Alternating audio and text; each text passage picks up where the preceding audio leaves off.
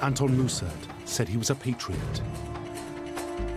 He said he loved the Netherlands. And he said he had nothing against Jews. He claimed he simply wanted to lead his country through the biggest crisis in its history. Unfortunately, he decided the best way to do this was to try and deal with Hitler. As leader of the Dutch Nazi Party, it would bring him to abandon his principles and betray his people.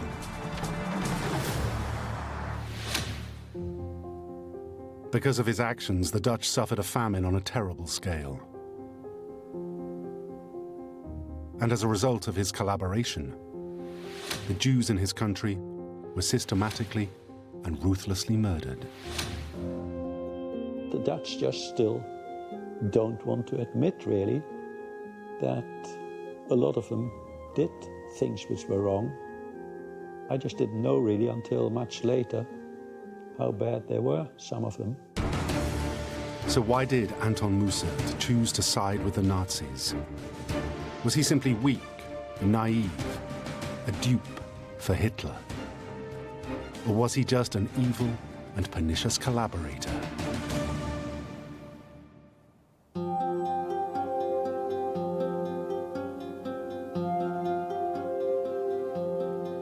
Anton Mussert was born in 1894 into a peaceful and prosperous country. Holland had not been involved in any major war for over 140 years and had been neutral ever since. From an early age, Mussert showed he had an analytical mind and studied civil engineering. He worked for the Utrecht Council, helping to design and build roads, rail and canals. He was also a strong patriot. In the 1920s, he became active in several extreme right organizations. The emergence of extremism was seen as highly unusual in what had long been a harmonious society. But then came an event that would breathe life into his extremist beliefs.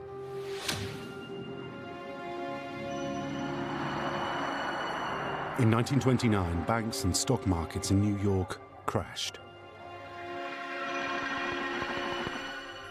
The fallout spread like wildfire around the world, causing governments to collapse and businesses to fold.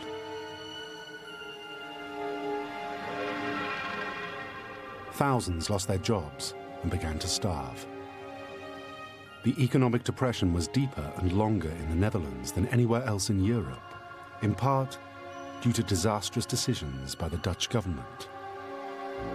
With that government seemingly unable to cope, Holland's population sought out radical solutions: communism or fascism. Anton Mussert saw his chance. On the 14th of December 1931, he founded the National Socialist Movement, or NSB. Die einzige Macht und alleinige Macht in Deutschland. Mussert's NSB was modeled on Hitler's Nazi Party in Germany. It shared the Nazi beliefs of love of nation, a willingness to work, and in strength of leadership.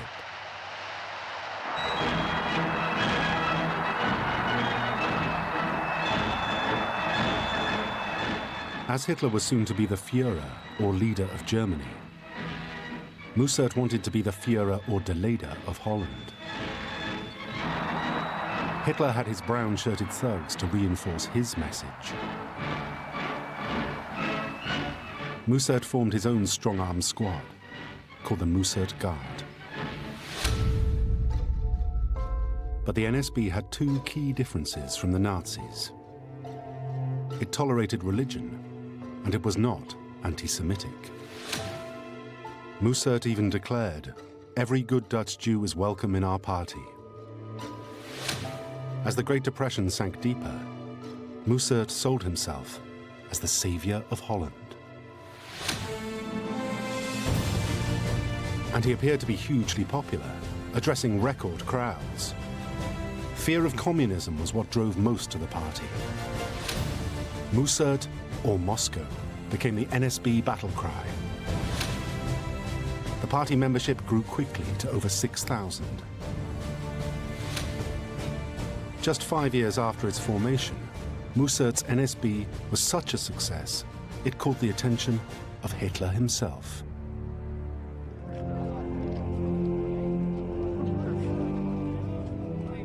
Mussert was invited to meet the Führer in Berlin in late 1936.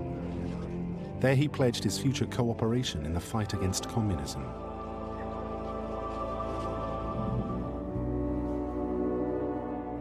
Filled with pride, Mussert unleashed his party in a general election. But it won only 4% of the vote. It did even worse in local elections in 1939. The utter failure looked like the last straw for the NSB. But these would be the final elections they would fight. The Nazis would see to that.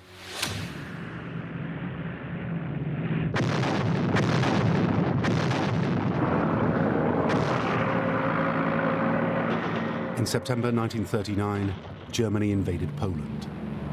The Second World War had begun.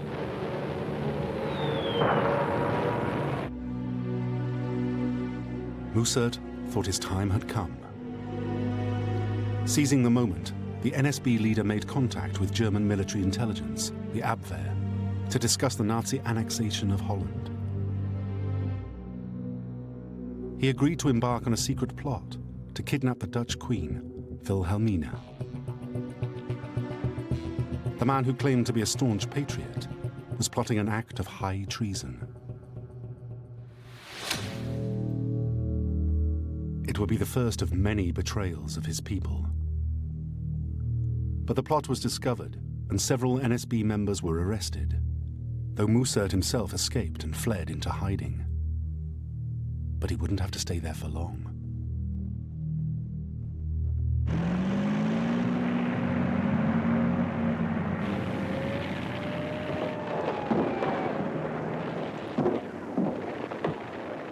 On the 10th of May 1940, Germany invaded Holland.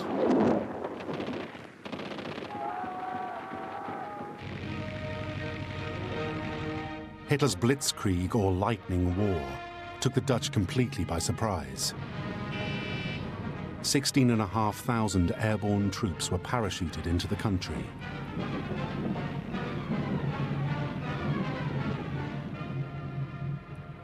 In the coastal town of Heemstede lived Hans Oppenheimer and his wife Rita.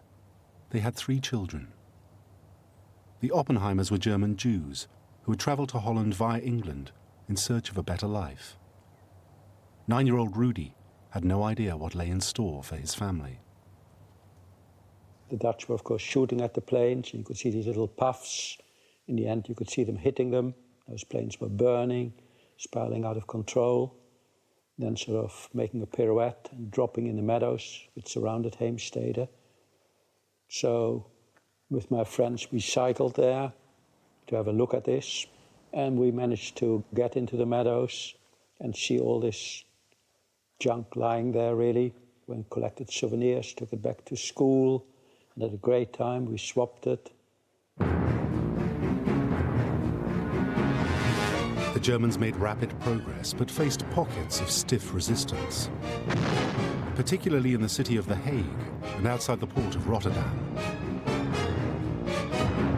Rotterdam was Holland's second largest city with 500,000 people. Capture of its huge North Sea port was seen by Hitler as vital to his plans for the conquest of Europe.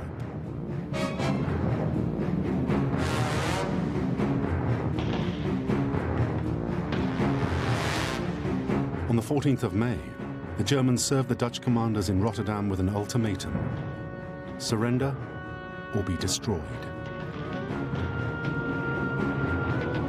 No reply was received, and at 1:20 in the afternoon, the bombers came. The Rotterdam Blitz leveled almost the entire city.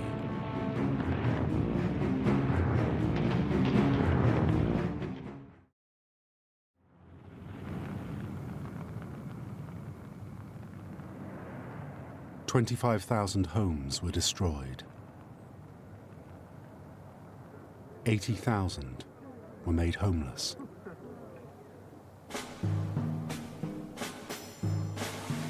Rotterdam surrendered. The next day, Holland conceded defeat.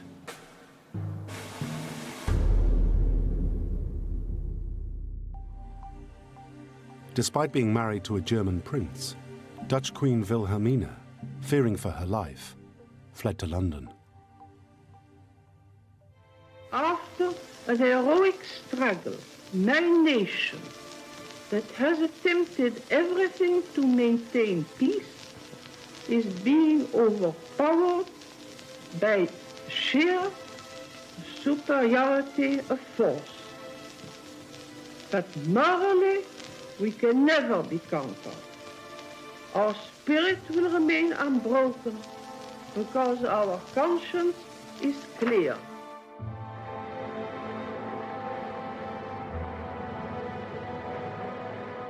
With Holland now in his possession, Hitler needed someone to take charge. So he appointed Viennese lawyer Arthur Seyss-Inquart as his leader in the Netherlands. Seyss-Inquart had form. He'd been in charge of the Nazification of Austria in 1938. As a sign of his goodwill, he ordered the release of all Dutch prisoners of war. Then he dissolved Parliament and began plans to Nazify Holland.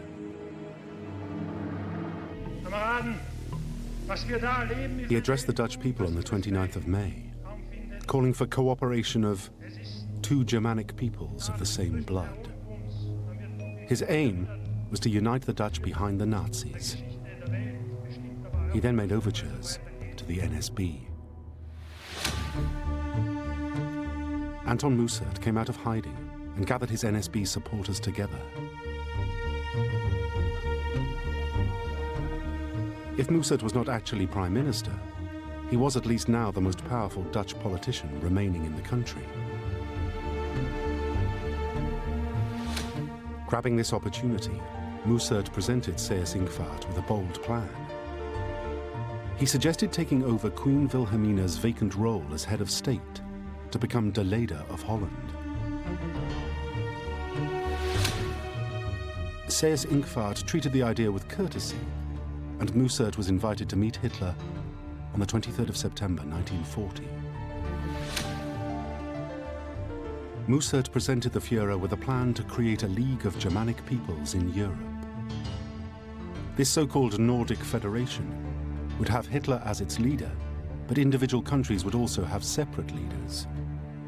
Mussert proposed himself as the leader of Holland. Hitler cleverly threw the ball back to Mussert by suggesting that first his country must embrace National Socialism and should be what he called re-educated. Mussert agreed, seeing it as an opportunity for the rebirth of his beloved Holland. It was the first time that the Nazis would take advantage of Mussert's naivety.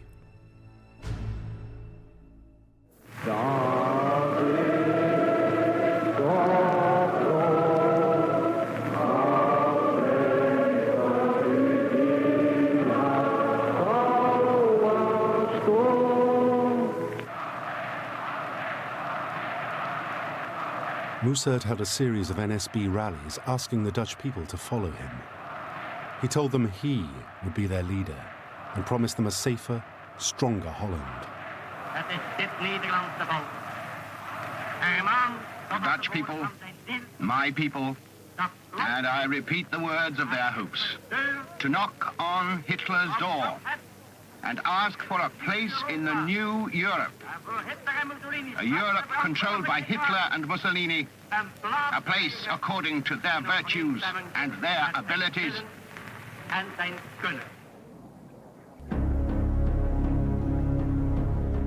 Mussert appeared to be getting what he wanted, but then the true face of Nazism was revealed.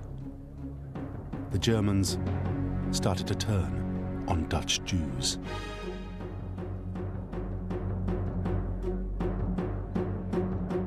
In 1940, there were over 150,000 Jews living peacefully in Holland. The Germans had to move slowly, but but gradually they imposed their will.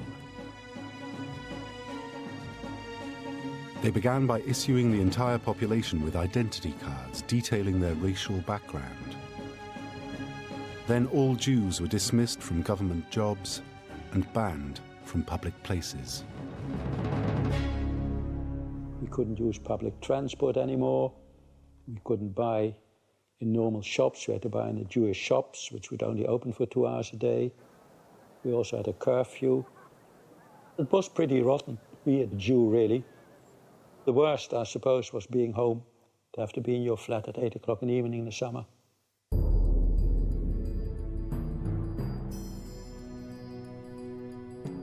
In Amsterdam, Dutch collaborators assaulted Jews in the street. But the Jews fought back, and when a Dutch Nazi was killed, the reprisal was swift. 400 Jewish men were snatched off the street and disappeared. Mussert, the self-styled leader, was outraged. He'd promised his people he'd protect them. Now they were being persecuted. There was nothing he could do. So in protest, thousands marched through the center of Amsterdam. It was the first sign that his authority was waning. For 48 hours, the workers of the city went on strike in support of the Jews. But the Germans didn't care. They shot and killed 9 of the strikers. Fearing a bloodbath, the protest was abandoned. But faced with such opposition, the Germans hardened their approach.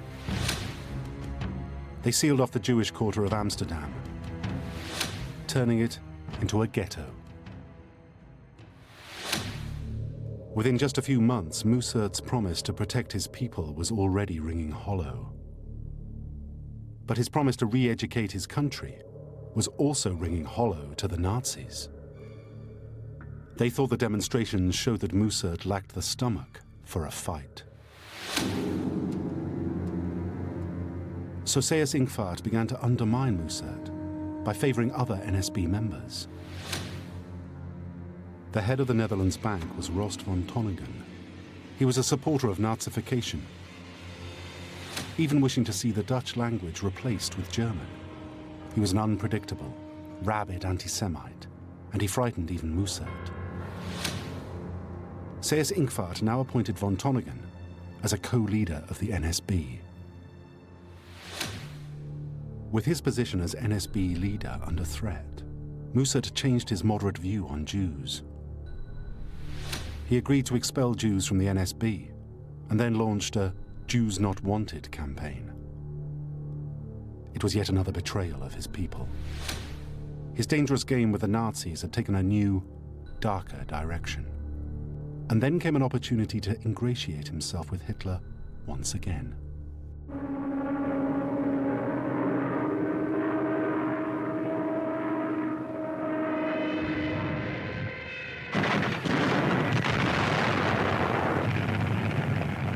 In June 1941, Germany invaded the Soviet Union. Mussert thought that Holland might ride on the back of Hitler's conquests, so he offered the Nazis his assistance. He launched a recruitment drive for young men to join a Dutch legion and fight for Germany.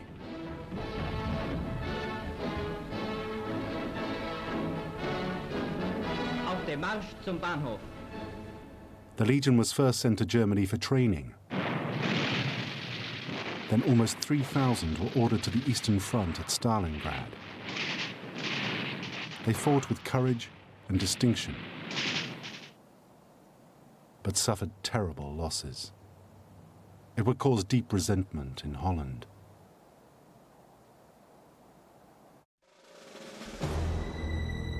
Mussert then made another attempt to win back credibility by making a bold power play. He requested a further meeting with Hitler, at which he publicly swore an oath. He declared, "I swear to you, Adolf Hitler, as Germanic Führer, loyalty unto death, so help me God." In return, He'd asked to be installed as the deputy Führer of the entire German Reich. Hitler refused, but Mussert's position was then undermined again by events on the other side of the world.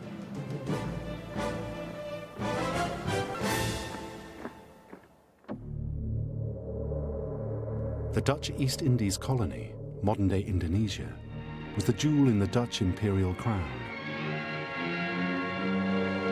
Further evidence of the development of the Netherlands East Indies. A typical washing day scene in Batavia canals goes side by side with a busy scene in the harbour. And in the towns, there were fine modern buildings vying with beautiful examples of old Dutch architecture.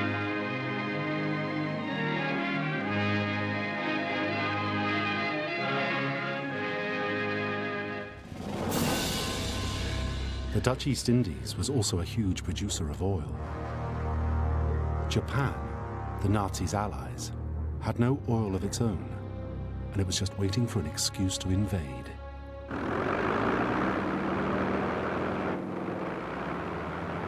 On the 7th of December 1941, the Japanese attacked the US naval base at Pearl Harbor, and the US declared war on Japan.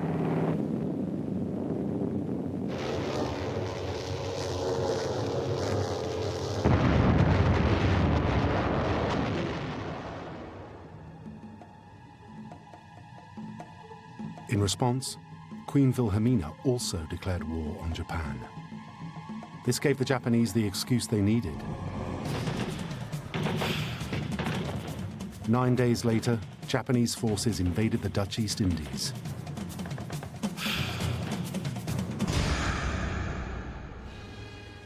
These then were the islands which acted as a magnet to the greedy little men of Nippon.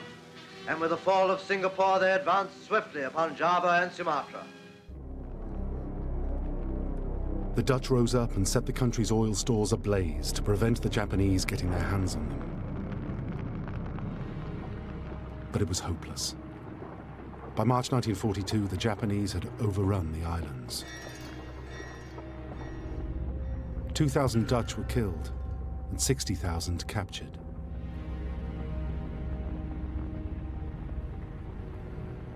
Mussert begged his Nazi friend to stop the Japanese. But Hitler ignored him. For Mussert, it was another disaster. His own citizens had been slaughtered by Hitler's allies. Mussert's promise to protect his people had been completely undermined. With Mussert humiliated by Hitler, his rivals in the NSB moved against him. Soon after invasion, the Germans set up an arm of their security police, the Dutch SS.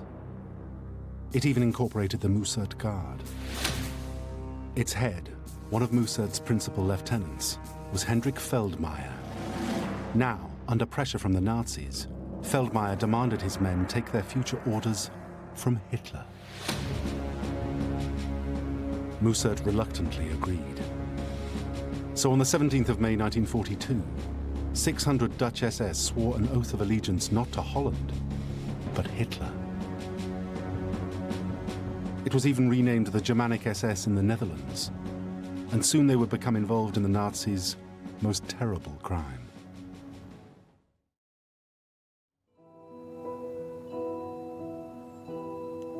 Of all the Nazi-occupied countries of Western Europe, the Netherlands had the highest proportion of Jews. Consequently, it was there that the Nazi solution to the Jewish problem was most drastic. In June 1942, the roundup began. For the Jews, there was no way out. The country was surrounded by hostile territory. There was nowhere to run.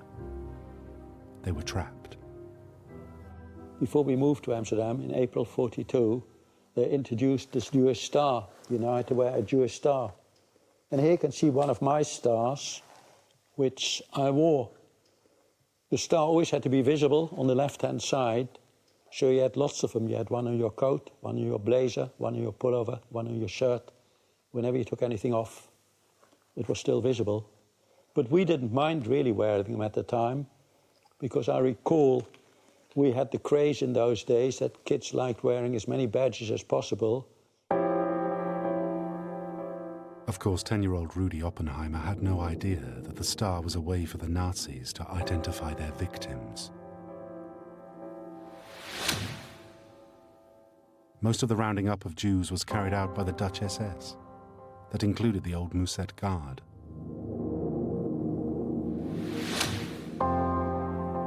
The Jews were sent to the Westerbork camp in northern Holland. Ironically, the Dutch government had built Westerbork as a refugee camp to house Jews escaping from Nazi Germany. It had even been built with Dutch Jewish money.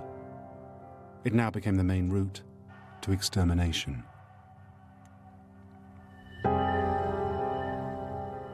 There was a railway line that ran directly to the Auschwitz and Sobibor death camps in Poland. In just 1 month, 11,000 were taken to the death camps.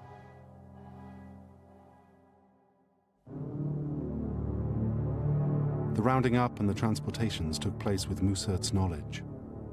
All he requested was that former Jewish members of the NSB be spared. Even that was refused.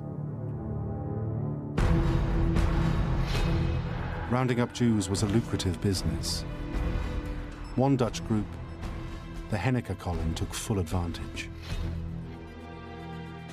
Led by a Dutch mechanic, Wim Henneke, this special unit of 35 men, many of whom were members of Musert's NSB, had agreed to clear the homes of the Jews after they'd been taken away.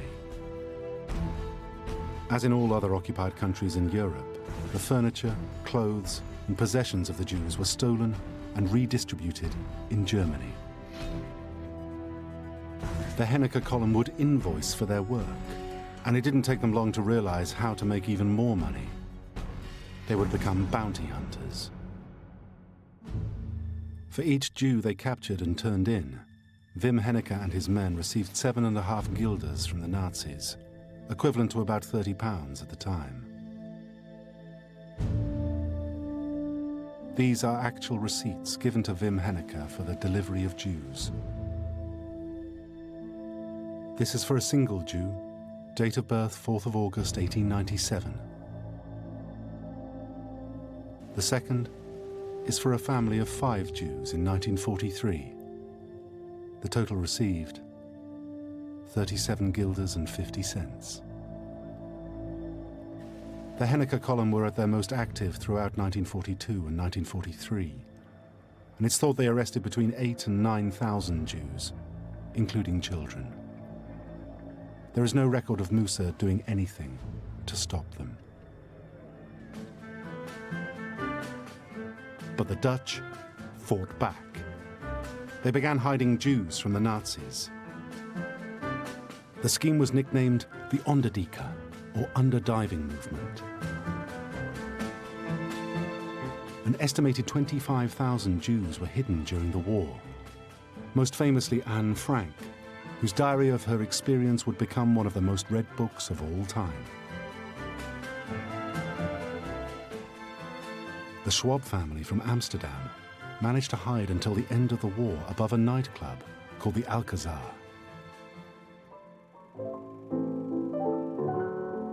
Harry Schwab even filmed his experiences with a small camera. These pictures reveal the cunning nature of some of the hiding places. Behind a wardrobe,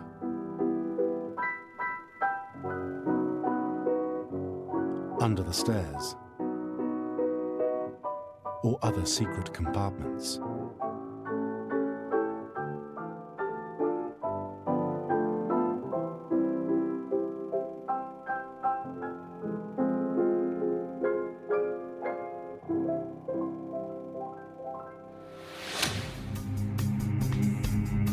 Musert knew what was happening and accepted it all. But by now he was fighting for his life. His power base was diminishing. His people had been slaughtered in the Far East. And now the Jews in Holland were being exterminated. He made repeated requests to meet Hitler, and finally got his meeting.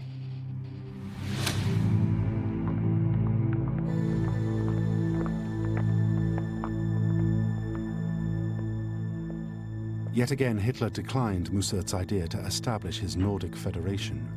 but did give in to one request. He agreed to appoint Mussert de Leider, not just of the NSB, but now of all the Dutch people. In Dutch, Leider meant leader. But in German, and much to the amusement of Hitler, it had a less gracious meaning: unfortunate. Mussert returned to Holland, his credibility seemingly restored. En gij, mijn Duitse kameraden, tot u zeg ik u. In February 1943, Mussert and Seyss-Inquart held a joint Nazi-NSB rally, where Mussert pledged renewed support for the Nazis. Met die duizenden die daarin zitten, dan zeggen wij Nederlandse kameraden tot u, mijn Duitse kameraden. Het zijn onze kameraden die daar zijn en wij staan en vallen met hen.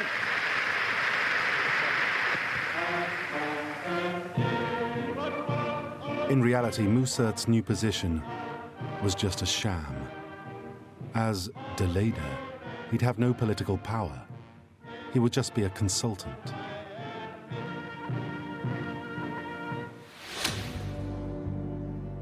But in the eyes of ordinary Dutch people, Mussert had now become the Nazis' top emissary in Holland. And despite being reviled by the general public, the NSB was still active. The Oppenheimer family were about to find out how. We could see the German soldiers and policemen going through our road, and we also saw they left the road without having knocked on our door, because we kept on watching through the curtains a little bit. My parents, of course, always told us not to be near the windows, but children don't listen to that. And then suddenly, about half an hour later, they came back, and they straight away knocked on our door, straight to our door only, and took us away. Rudy would take many years to discover who tipped off the Nazis. And it was only when I came back after the war that the lady below us told me that her neighbors, who were living one house further down the road, that they were collaborators called NSB, Nationaal Socialistische Bond, which were the Nazis in Holland, that they betrayed us. The Oppenheimers ended up in the Westerbork transit camp. The camp itself, I keep on telling people, wasn't too bad, really. It's quite small. It's only 500 meters by 500 meters. We got enough food to live on. We played football a lot outside the camp. I went to school there. They had a primary school. They obviously wanted to keep the camp clean, so each week you had to take a shower. You had a special bath card when it told you to go, and it would be stamped off. But the bad thing about it is it was called a transit camp, not for nothing. Every Tuesday, a train would arrive at Westerbork, fill up with Jews, and then leave for the long journey to the death camps in Poland. The Oppenheimers, so far at least, had avoided being on the passenger list. But how? We had a blue stamp on our ID card in Westerbork, which indicated that we were an exchange Jew because my sister Eve was born in Britain. A family was classed as exchange Jews if one of them could prove they'd been born in any country the Nazis were at war with. This made them a valuable commodity. Exchange Jews could be swapped for German citizens imprisoned in other countries, such as Palestine and the USA. Eve Oppenheimer had been born in London in 1936 and had a British birth certificate. It qualified the family as exchange Jews. We didn't have to go because there was some sort of rule by the commandant, who probably got the rule from Amsterdam, from the higher authorities, not to send those exchange Jews away. So we stayed there for 7 long months. The Oppenheimers would be excused being listed for transfer, for now. As the harsh intentions of the Nazis and the NSB became clear, the Dutch people started to strike back. The Dutch resistance, fiercely loyal to their Queen of Orange, launched a series of attacks on prominent Dutch Nazis. In February 1943, the commander of the Dutch Legion, Lieutenant General Seyfarth, heard a knock at his door. As he opened the door, he was shot twice at point-blank range. 2 men fled the scene. Seyfarth died the next day, and the reprisals were swift. The Nazis took 50 men hostage and executed them.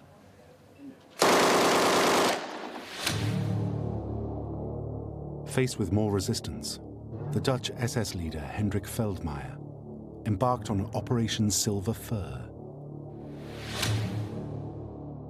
Veldmayer assembled a 15-man death squad with the express purpose of carrying out retaliatory attacks against civilians. They murdered 54 Dutchmen,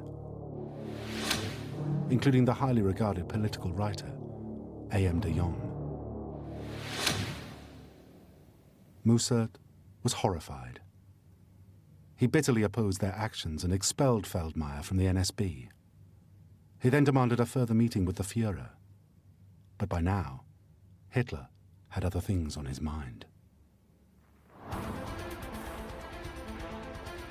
In the Soviet Union, the German army was in full retreat. 100,000 men had been captured in Stalingrad.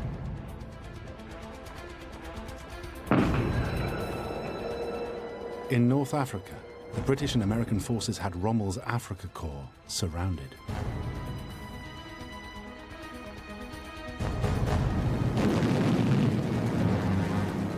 And the Americans were winning the war in the Far East.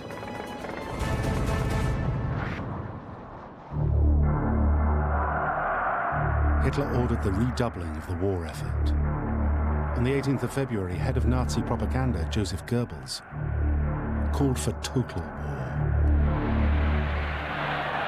Es will nicht den totalen Krieg, sagen die Engländer, sondern die Kapitulation. Wollt ihr den totalen Krieg?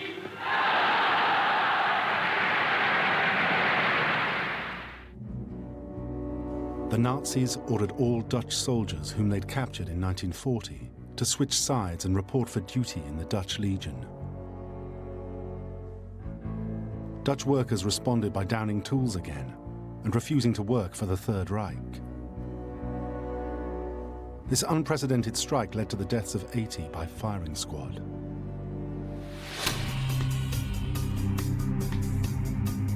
Mussert was witnessing his country spiraling out of control. He'd lost command of his police. 100 NSB members had been assassinated, and thousands of men had died on the Eastern Front. On the 4th of December 1943, Mussert, his reputation in tatters, had his last meeting with Hitler. Hitler told him that he would never be granted any political power. Mussert and his NSB were totally isolated. Detested at home, rejected by Hitler. And all this time, the Nazis' murder machine was still operating. On the 31st of January 1944, the Oppenheimer family's luck ran out. They were on the dreaded transport list and reported to the railway siding, fearing the worst. Well, in the end, it was our turn to go because on a Monday afternoon, they pushed the train into the camp again, as usual. But it was an ordinary train with seats. They weren't to be taken to Auschwitz after all. In fact, all exchange Jews were being relocated to a very different camp in Germany. At 3 o'clock we left, and then the rumor went round in the train we would go to Germany, to a place called Bergen-Belsen. Bergen-Belsen was not an extermination camp. It had been a prison for enemies of the state, but now it was being used to detain exchange Jews. We suddenly saw a very high double barbed wire fence. On the fence we noticed there were boards in German every 100 meters, that if you get too close to the fence they would shoot you without any warning. Around the fence we could see now these real watchtowers, which you never had in Westerbork, with searchlights and machine guns. It was called the exchange camp, since we were exchange Jews. But this was the end of their preferential treatment. Schooling was forbidden in Belsen, playing was forbidden in Belsen, entertainment, which we had in Westerbork, was forbidden. I think everything was forbidden, and we just worked 6.5 days a week. But it seemed freedom was not far away. On the 6th of June 1944, the Allies opened the Western Front. On D-Day, British, American and Canadian troops landed on the beaches of Normandy.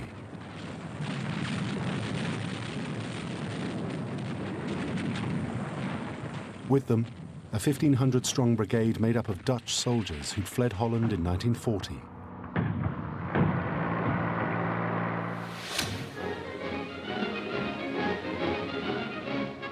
Even now, with the Allies closing in and with Mussert rejected by Hitler, he rallied his few remaining supporters and begged them to carry on fighting for Holland. The fight was soon on their doorstep.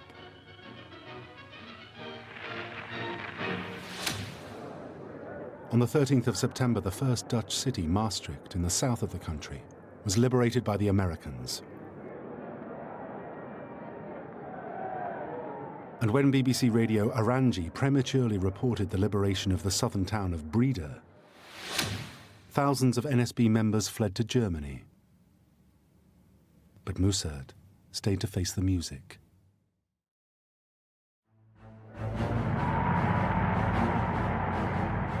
Across much of the country, the Dutch began celebrating wildly, believing they too would soon be free. But a tragedy was just around the corner.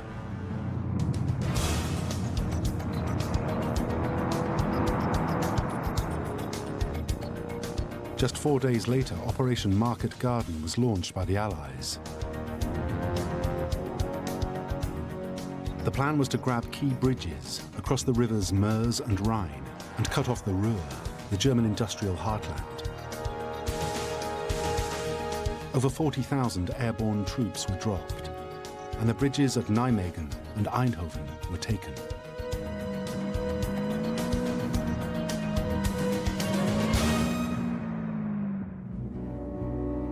Queen Wilhelmina expected a swift Allied victory, and in support called for a national rail strike to coincide with Market Garden and cut off supplies to the German army. Railway workers walked out, bringing the Dutch rail network to a halt. But the Queen's optimism was premature. The British Army found the crossing at Arnhem a bridge too far. They were defeated, and the Germans wanted revenge.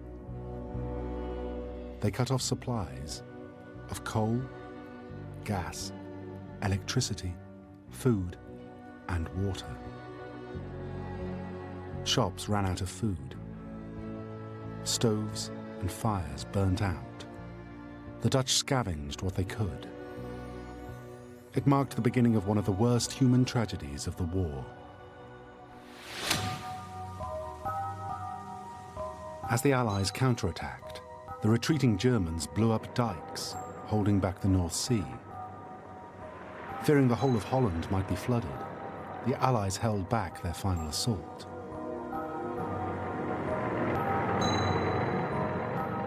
The Nazis would not retreat, and the Allies could not advance.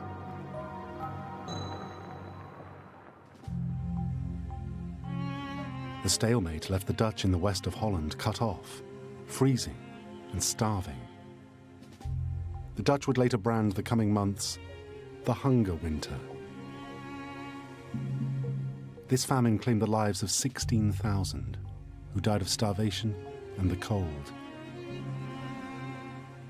Caught up in it was a severely malnourished 15-year-old ballerina who spent the winter eating flour from crushed tulip bulbs to stay alive and dancing to raise money for the resistance. Audrey Hepburn would survive the war, but would blame the famine for chronic illness suffered later in her life. All the while his people starved, Anton Mussert did nothing.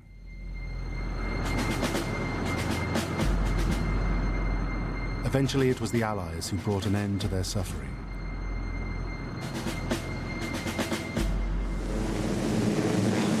The Germans had agreed to complete immunity for Allied planes in 10 dropping zones from 700 hours to 1,500 hours daily. However, some bomber crews noted rifle and light anti-aircraft fire. In contrast to the days when Nazi planes brought destruction to Rotterdam, Allied planes were now bringing Dutch cities sustenance. The RAF and the Americans dropped 11,000 tons of food.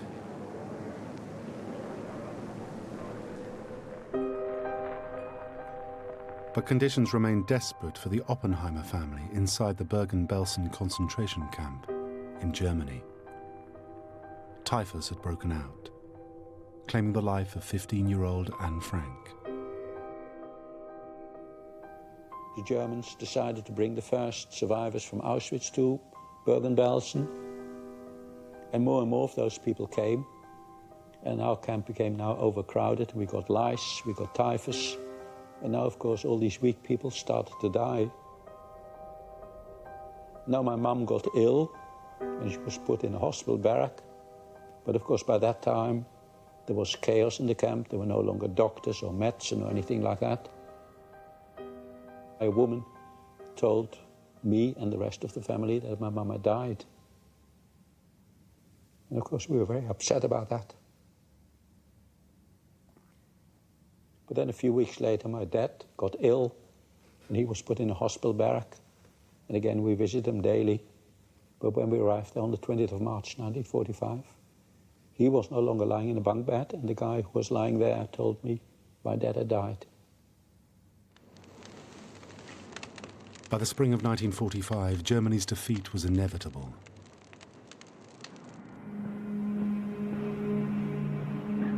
Suddenly, Rudy, his brother and sister, were ordered out of the camp and onto another train. They were kept on the move so they might be traded for German prisoners of war. If only they'd stayed a few more days. I gathered that 5 days after we left the railway ramp, we left it on the 10th of April 1945, the British Army entered the camp and liberated it.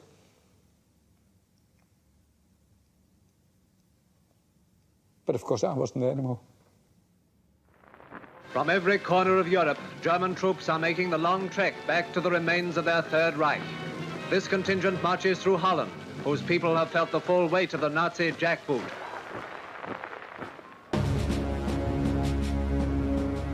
On the 5th of May 1945, the commander of 117,000 German troops in Holland surrendered. The German army threw down their guns and marched home. Queen Wilhelmina returned to her country to rapturous crowds. In every Scheldt town where bitter battles raged a few months ago, the people gathered to welcome their queen. Here, where the grey winter's war left scars, the queen talks to the humble people who never stopped fighting for their liberty. After the victory came the reprisals.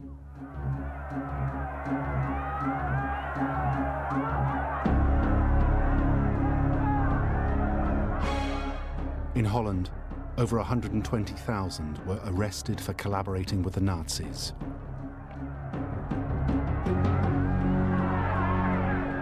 Hundreds of women were beaten, had their heads shaved, and even painted orange for having relationships with Nazi soldiers. Men who'd fought with the Dutch SS were made to clear minefields.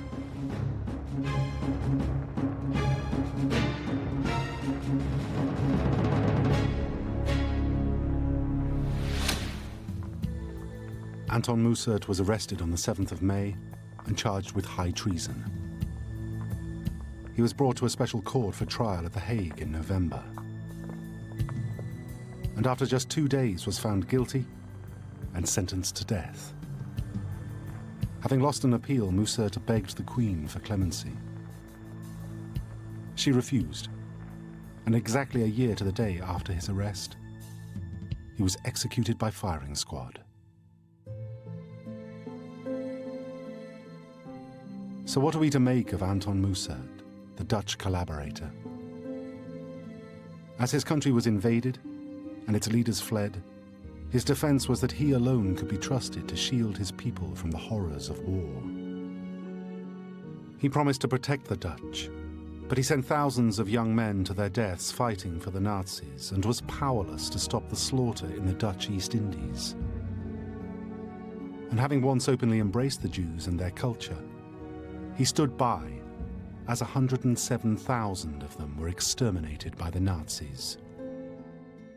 In his attempts to reason with Hitler, he failed to grasp the demoniacal nature of the Nazi regime. For his failure to see the truth, he paid the ultimate price. Paul, Eve, and Rudy Oppenheimer were liberated by the Russians and were eventually found by their uncle and aunt.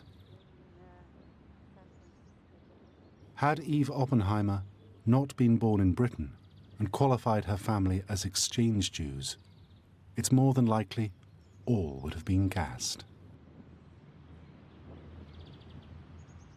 Today, Rudy and Eve Oppenheimer both live in London.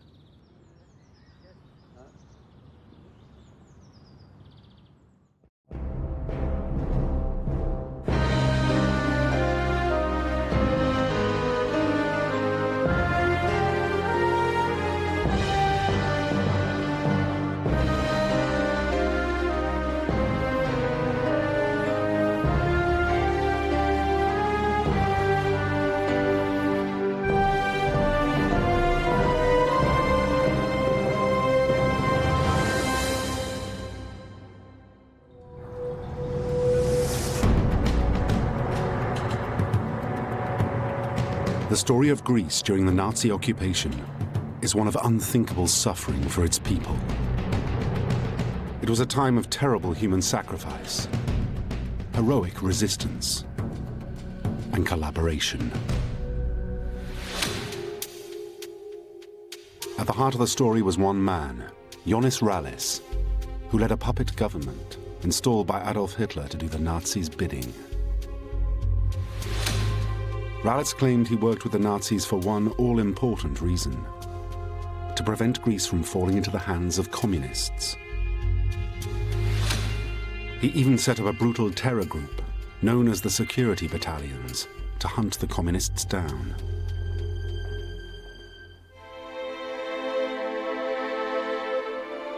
But instead of saving Greece, he stood by as tens of thousands of Jews were deported to death camps. Whole villages were wiped out, and a devastating famine destroyed 1/10 of the country's population. So what is the truth about Jonas Rallis? Was he a patriot who was trying to defend his people from what he thought was a greater evil? Was he a well-intentioned man who just got it wrong? Or was he a malicious collaborator? He made a very strange kind of decision to collaborate with the German forces.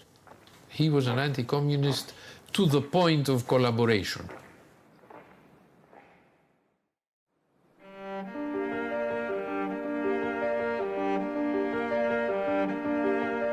At 61, Jonas Rallis was already in his twilight years at the outbreak of war. The son of a former Greek prime minister, he came from a family with a long tradition in political leadership. A moderate and a patriot, he had served in several governments until 1935. Rallis was a member of a patrician kind of family of politicians in Athens. He was a conservative, a royalist. He wasn't a fascist. He wasn't prominent in any way, good or bad. Then in 1936, there came an event that threw Greece into turmoil.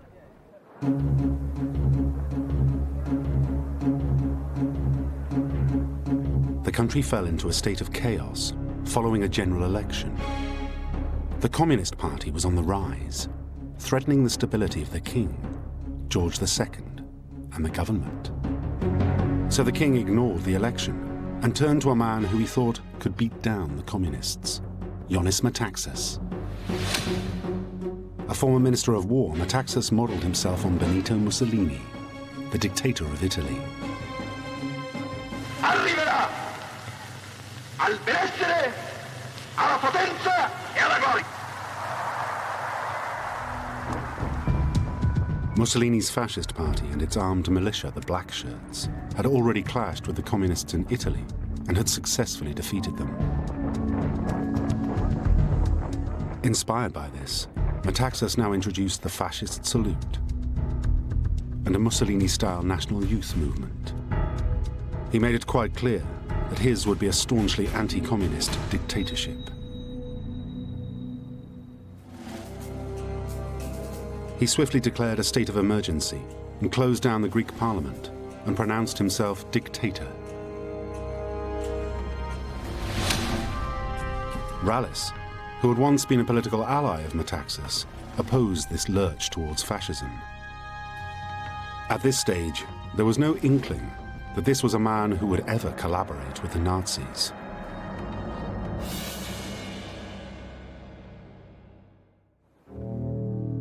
But before he could do anything about Metaxas, events occurred that would change everything.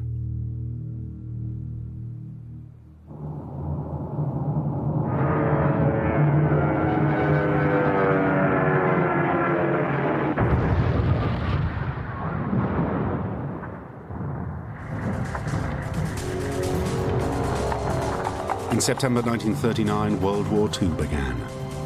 The German war machine blasted its way into Poland.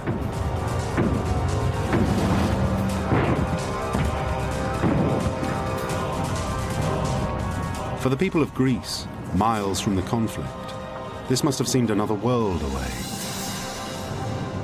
But they hadn't reckoned on the man Metaxas had so admired, Benito Mussolini.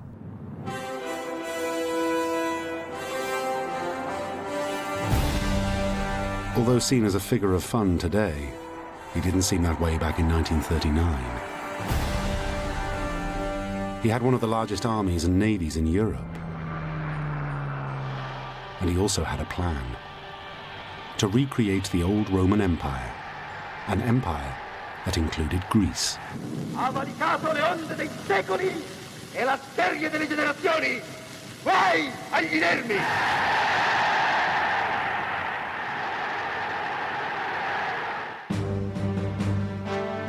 On October the 28th, 1940, Mussolini made his move.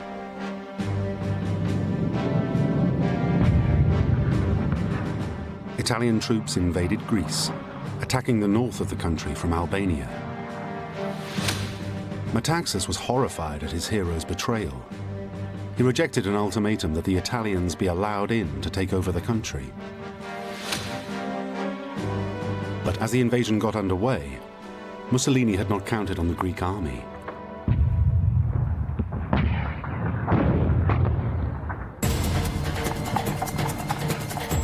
Lacking tanks, the Greek army decided to hit the invading Italians on the run, in the mountains. It gave them a distinct advantage. In just 6 weeks, the Greeks scored a decisive victory as they pushed the Italians back into Albania. Cold steel and the sheer determination to win. These were the deciding factors. And here the hardy Greek mountain troops with their formidable bayonets came into their own. Well done, Greece. The victory for the Greek military is regarded to this day by many as the first Allied victory of the Second World War. It was the first signs of a resistance that would become legendary.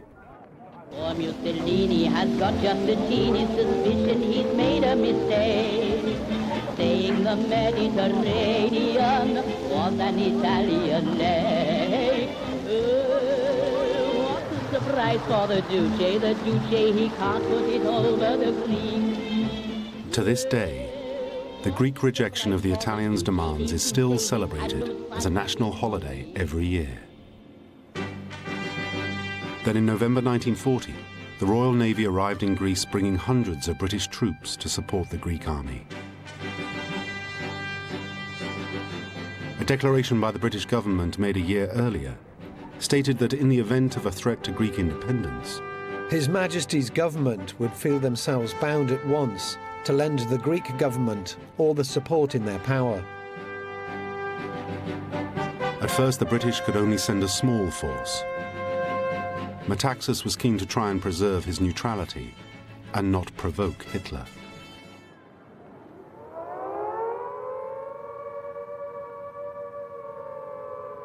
The British then added a number of Royal Air Force squadrons to the troops already in Greece. Their task was to help protect Greek cities, airfields and harbours from Italian air raids. Then, at the end of January 1941, Metaxas died. Churchill was now able to send a much bigger force to Greece. It consisted of 60,000 British, Australian and New Zealand troops. At this stage, Adolf Hitler had advanced plans to invade Russia.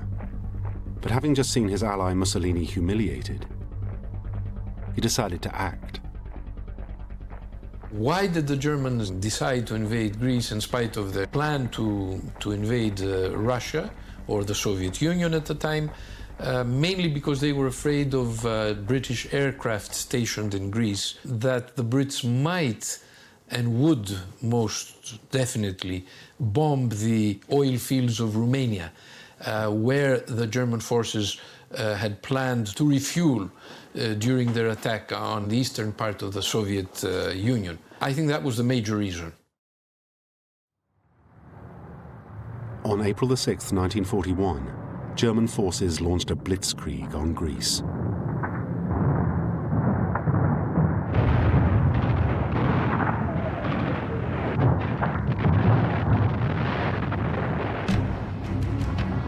The Greek and British Commonwealth forces facing the Germans were overwhelmed and forced to retreat.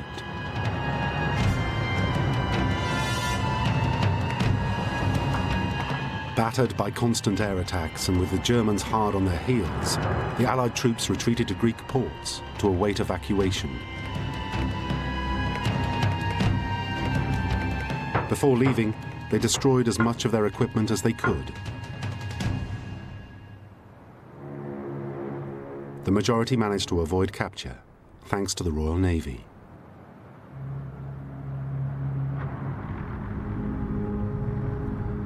For those of mainland Greece, the war was over. On the 27th of April 1941, Hitler's troops marched into Athens. But still, the country did not surrender.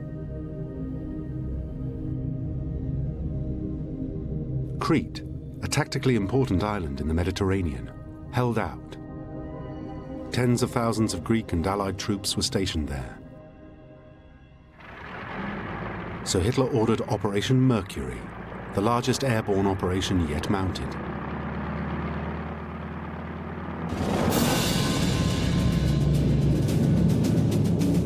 It began at dawn on May the 20th, 1941. 10,000 elite German paratroopers tumbled out of their low-flying transport planes over the north of the island.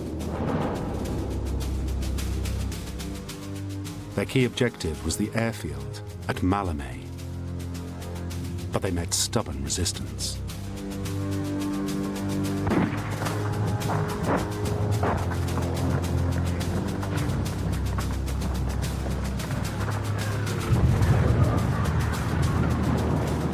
Then, after 7 days of fighting, Crete finally fell.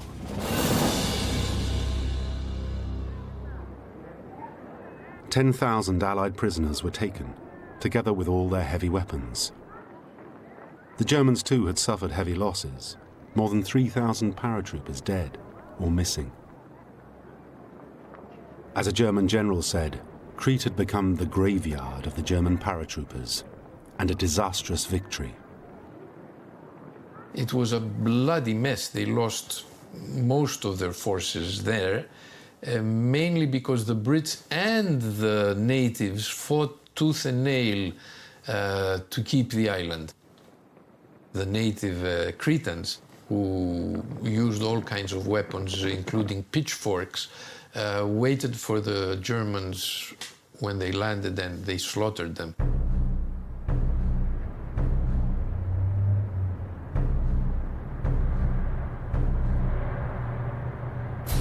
Greece was now completely in the hands of Hitler and his troops.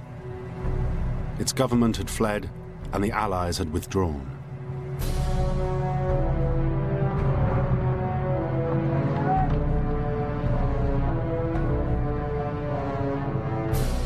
Greece was now occupied by three Axis forces: Italy, Germany, and Bulgaria. The Bulgarians took over the region of Thrace. The Germans occupied Salonika, Corinth, and the Aegean Islands and Crete. And the Italians took the rest, including the capital, Athens. For the Germans who now came flooding in, Greece was a kind of paradise.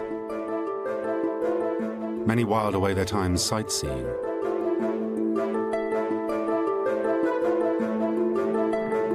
Swimming in the Aegean Sea became a popular pastime for the men and women of the German military.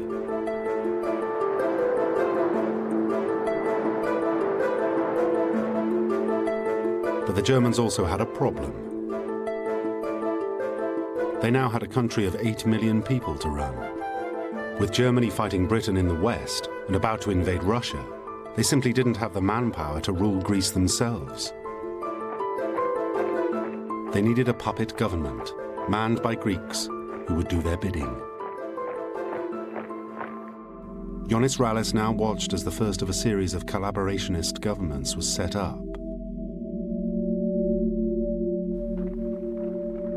The official line to the Greek people was that it was better to work with the Nazis rather than to continue fighting. That way, ordinary people could best be protected.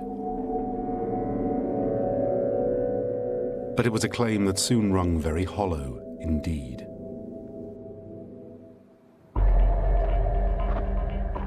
The Axis powers imposed what they called reconstruction fees, meaning that the Greek people had to pay for the cost of being invaded.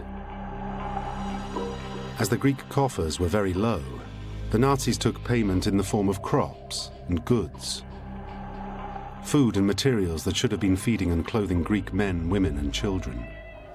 I think the Germans looked at Greece as a country that should be looted, practically.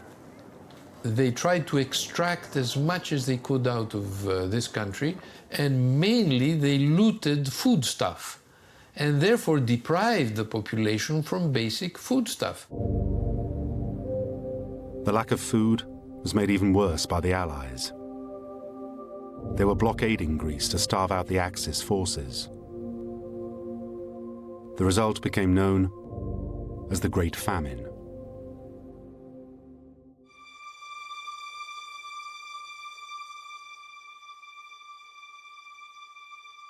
As winter closed in, Greeks living in the cities found they couldn't get food.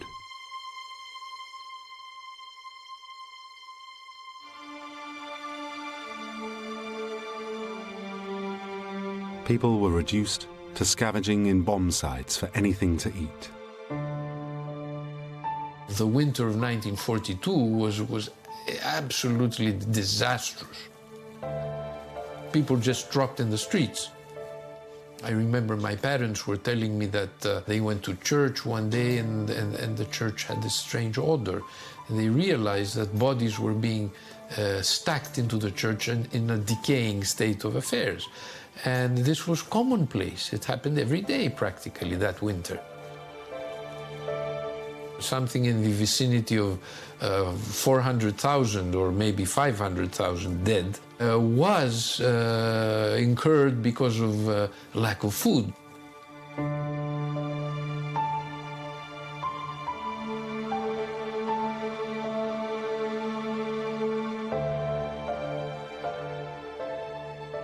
As their people starved, the collaborationist politicians did nothing. But others did. Resistance movements began springing up. mainly in the countryside and the mountains. These resistance groups reflected the fractured nature of Greek politics. Nationalist, liberal, socialist and communist fighters all began vying for power. The largest resistance group to emerge was the National Liberation Front, the EAM. It was made up largely of communists and had its own military wing, known as Hellas. The only organized force in Greece, organized in clandestine, let's say, activities, was the Communist Party. They had been under Metaxas's constant harassment. Many were imprisoned, and when the Germans entered Greece, prisons were, even before the Germans entered Greece, prisons were opened and people were let free. Many of these people who were once interned and were being under surveillance became the leaders of the new resistance force. The main rival to the communist Hellas group was the right-wing National Republican Greek League, known as IDIS. The two rival groups clashed often as their ideologies went head-to-head. But they did at least have one common cause. They loathed the occupying Germans, Italians, and Bulgarians, and they would stop at nothing to drive them out.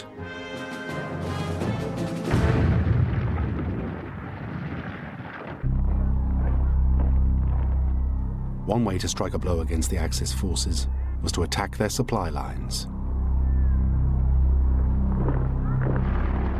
Greece was a crucial route for the Germans supporting their troops in North Africa. Sever those lines, and it would be a major step in bringing the German war machine to a halt. The British soon realized that if they could get the resistance movements on side, it could prove decisive. So they selected a team from the SOE, the Special Operations Executive. They were highly trained specialists who carried out secret and daring missions. Experts in espionage and surveillance. Their speciality was sabotage behind enemy lines.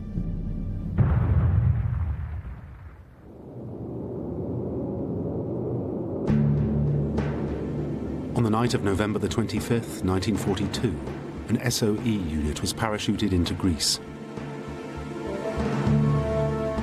It met up with both communist-backed Hellas and nationalist IDIS fighters operating in the Greek mountains. The British believed that the more damage the resistance forces did against the Germans, the better for the cause of the war. So they didn't really differentiate initially between left and right, who was communist or non-communist. They gave money to both sides, they tried to help both sides. In time, they realized that there was another war going on, and that was between the Communist Party and the other resistance forces. Amazingly, the SOE team persuaded the two groups to work together. Their first mission was codenamed Operation Harling. Its target was the giant railway viaduct at Gorgopotamus.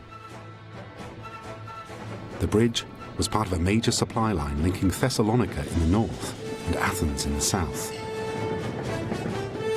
Guerrillas from the two groups, along with members of the British Special Operations Team, attacked the viaduct and blew it up.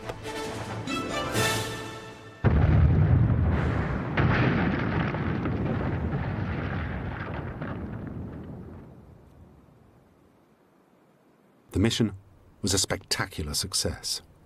The vital viaduct was out of action for months. But it was the only time the two opposing guerrilla groups ever managed to cooperate.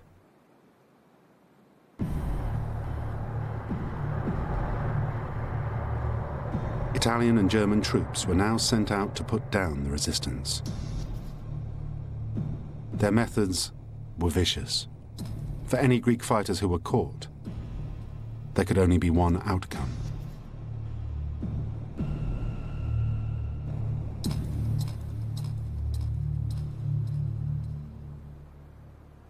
Again, the collaborationist regime stood by and let it happen, as did Rallis. And the claim that they had only taken power in order to protect the Greek people would look even less convincing because of events elsewhere in the country.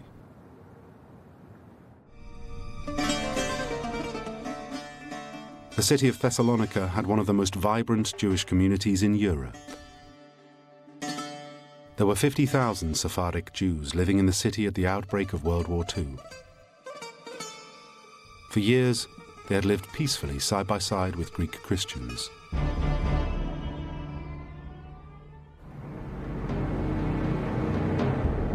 But then the Germans arrived. Almost immediately, they began imposing anti-Jewish measures. Jewish newspapers were closed down. Jews were forced to wear a yellow Star of David. And Jewish families were forcibly removed from their homes.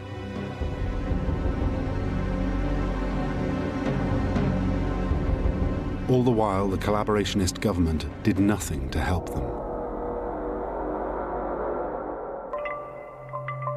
In July 1942, all Jewish adult males in Thessalonica were ordered to report to the city's main square to register for compulsory labor. Deprived of any shade, they were made to perform exercises by their SS captors.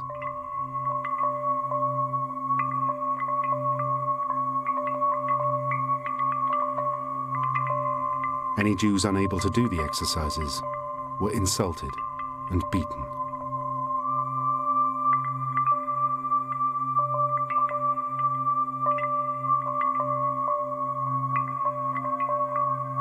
And it would get far worse.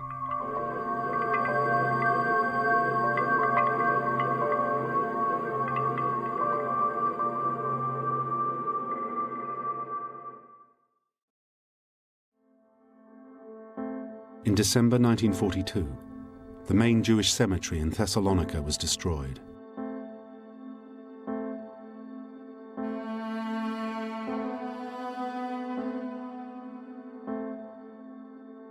The following March, the city's entire Jewish community was crammed into railway boxcars, along with Jews from Thrace, the part of Greece occupied by Hitler's Bulgarian allies.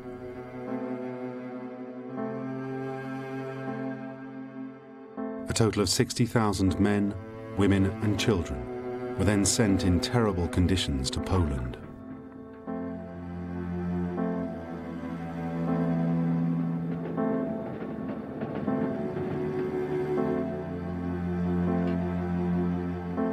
There they died, in the gas chambers at Auschwitz and Treblinka. Almost the entire Jewish community of Thessalonica was wiped out.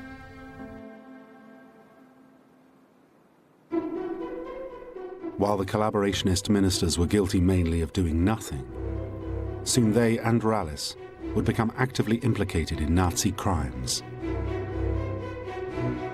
By April 1943, the resistance to the occupiers was growing. The Germans decided to turn to the one Greek they thought could help them deal with the guerrillas, Ioannis Rallis. He now became Prime Minister. They appoint collaboration governments.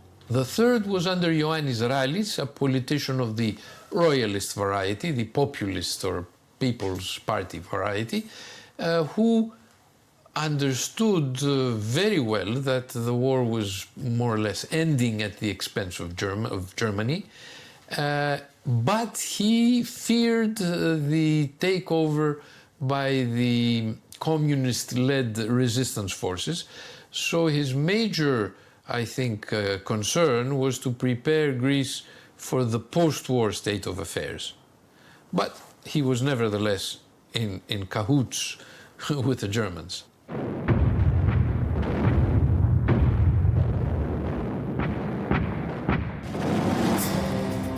Rallis was right about one thing. By the time he came to power, the German army was indeed in trouble. In Russia, its army was trapped in Stalingrad. In North Africa, its forces were now close to defeat. It couldn't fight on two major fronts and deal with Greek guerrillas. So it asked Rallis to form his own army. And he did. Rallis set up units known as security battalions.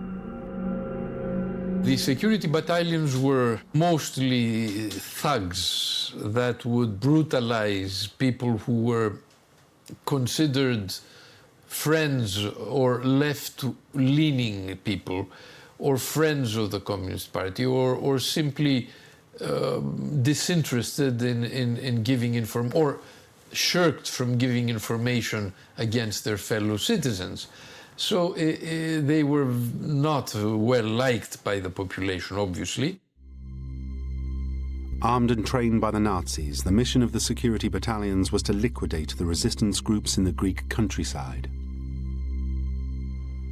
On the face of it, this was a patriotic movement designed to combat communism. And the security battalions did prove popular. 22,000 men volunteered. But any idea that they were fighting for Greece was quickly dispelled. On joining up, each member had to swear an oath of loyalty not to Greece, but to Adolf Hitler. Rallis objected to the oath on the grounds that Greek military forces couldn't put themselves in the hands of a foreign government. But he was simply ignored.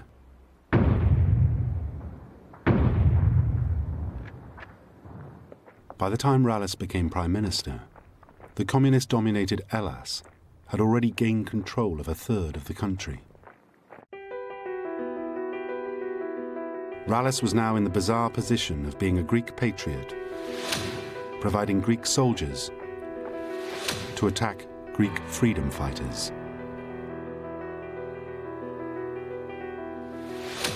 And Rallis's position would soon become even more invidious, for the Nazis would make him complicit in their greatest crime of all, the Holocaust.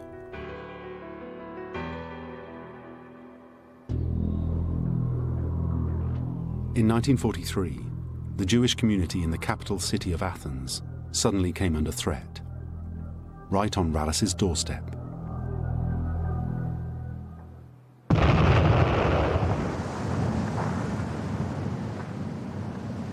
The Allied invasion operations began from the beaches of the Axis Sicilian stronghold.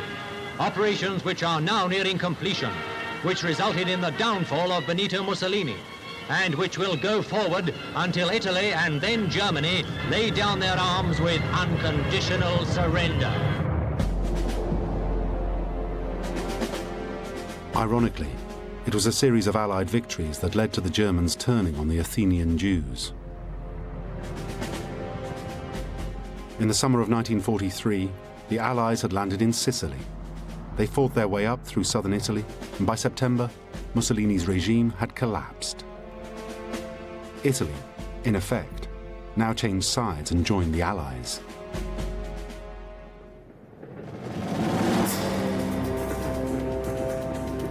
Hitler had to act fast. Right across France, Yugoslavia and Greece, German troops disarmed their former Italian friends.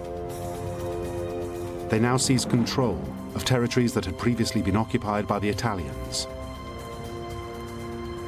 By the end of October 1943, the Germans had regained control over the Aegean, including Athens. Now the city's Jews lay at their mercy. The Germans take over all the territories under Italian occupation, including Athens, and that is where the Jews of Athens are threatened with extinction because their turn would come with the Germans. The Italians were less severe in persecuting the Jews as opposed to the Germans. Fortunately, the Athenian Jews were old Jews. They were from Roman times. They spoke the Greek language and they were not distinguishable. But still the Nazis stepped up the pressure on the city's Jewish community, demanding that the Greek authorities help round them up.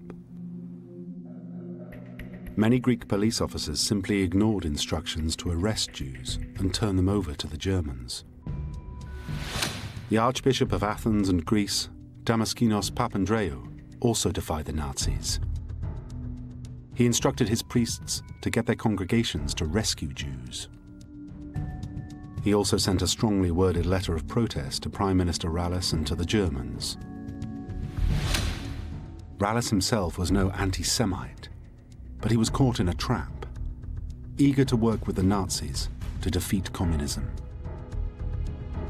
He tried to tread a fine line. In public, he supported the Nazis' anti-Jewish measures. In private, though, he didn't punish fellow Greeks for defying them. It gained him few friends.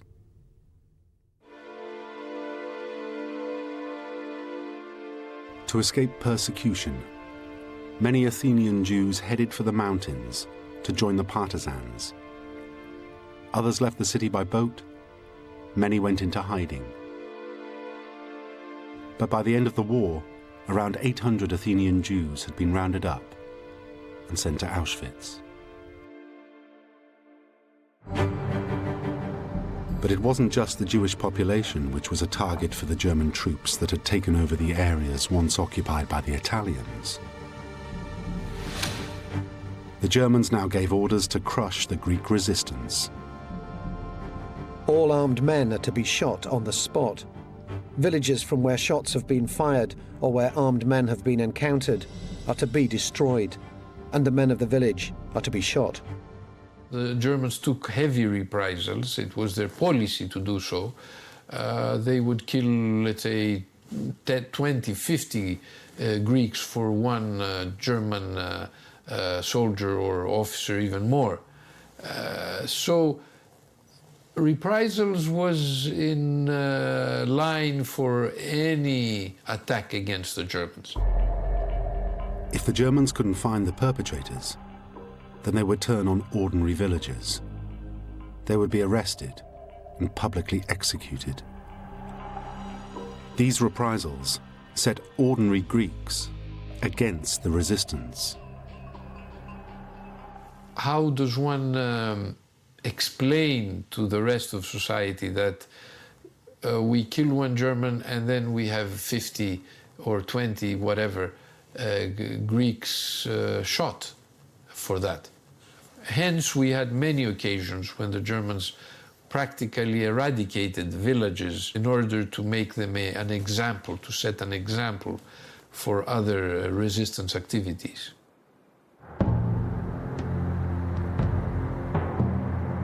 In December 1943, the bloodiest massacre on Greek soil during World War II took place.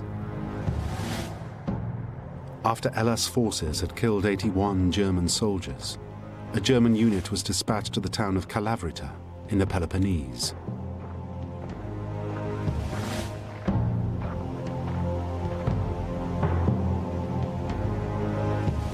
When they reached the town, they locked all women and children in the local school.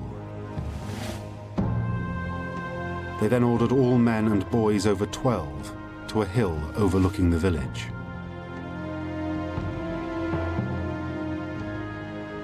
There, the German troops machine-gunned them down. 696 men and boys were massacred. Only a handful survived to tell the tale. Then the German troops set about destroying the entire village, burning every building.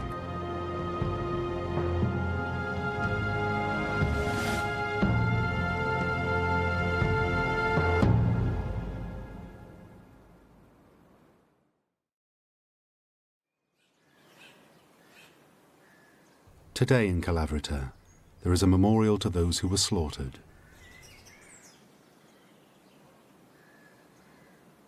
It's called the Place of Sacrifice, and the events of that fateful day in December 1943 are still commemorated every year.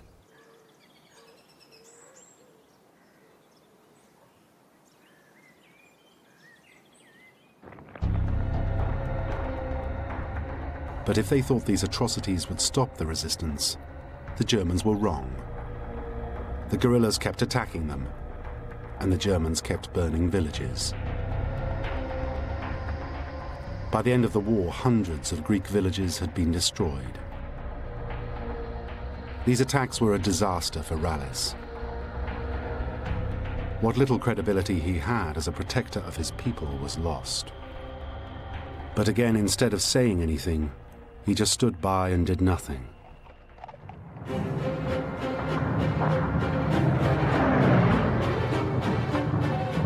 By now in Russia, the Germans were on the run. In the west, the Allies had landed at Normandy. An Allied invasion of Greece seemed only weeks away. The majority of Greeks were looking forward to the day of their liberation.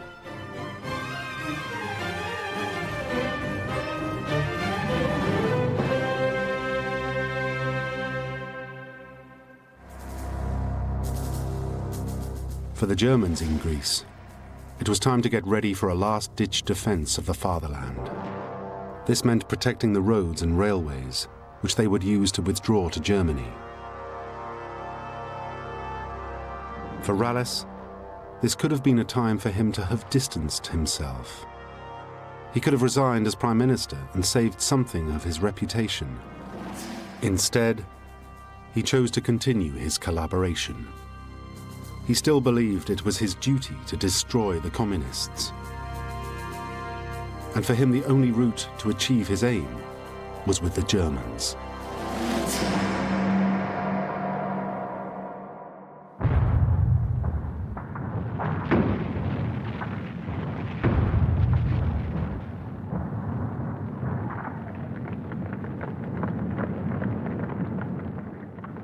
In August 1944, the Soviet army burst into the Balkans, swiftly overrunning Romania and forcing Bulgaria to sue for peace. The Bulgarian forces in northern Greece immediately disintegrated. The Germans were now in danger of being cut off from their homeland. They began to retreat north. Along the way, they left a trail of devastation. Well, the first thing the Germans did while withdrawing was to demolish everything they could demolish.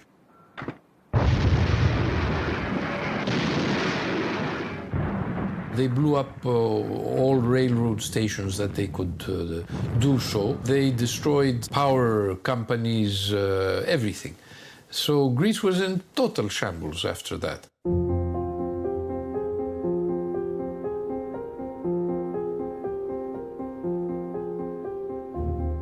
Key targets were strategic installations like the Corinth Canal. Months, if not years, would pass before they could be used again. One of the Germans' last acts in Athens was to remove the swastika flag that had flown from the Acropolis. At the same time, the premiership of Ioannis Rallis finally came to a quiet and inglorious end.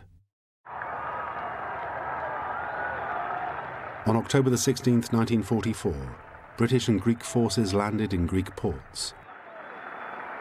Final proof that 4 years of Axis oppression and cruelty were finally over.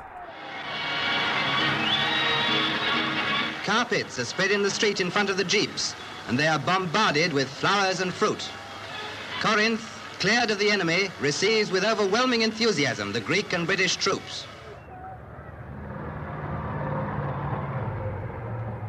The return of the British also brought the guerrilla groups into the Greek capital. Though they'd spent most of their time fighting the Germans in the mountains, they'd also been fighting each other, with the communist-backed Hellas jockeying for position to take control of the country after the war. It's a rather complicated state of affairs because there were several wars being fought simultaneously. One was against the occupying forces by everybody, and then there was a war between the resistance movements for the future of Greece after the war. Who would take over the country after the war? Would it be a Republican regime? Would it be a royalist democracy, or would it be a communist-led regime?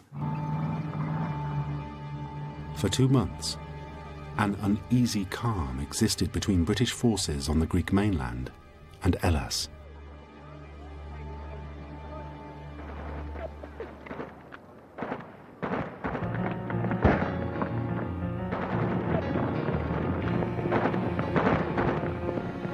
But then early in December 1944, the one thing Rallis had been afraid of finally happened.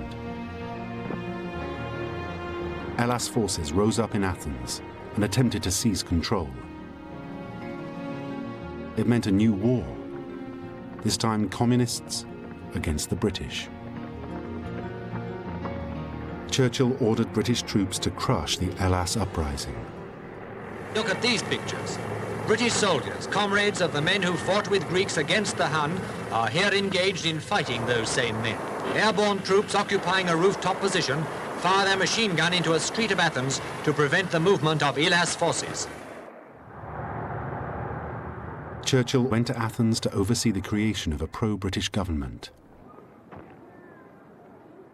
The man he chose to lead it was Archbishop Damaskinos, who had done so much to protect Greek Jews from the Nazis. Now, a fierce battle began. The British unleashed a concentrated attack on the communist forces. RAF planes were even sent to attack their strongholds in the capital.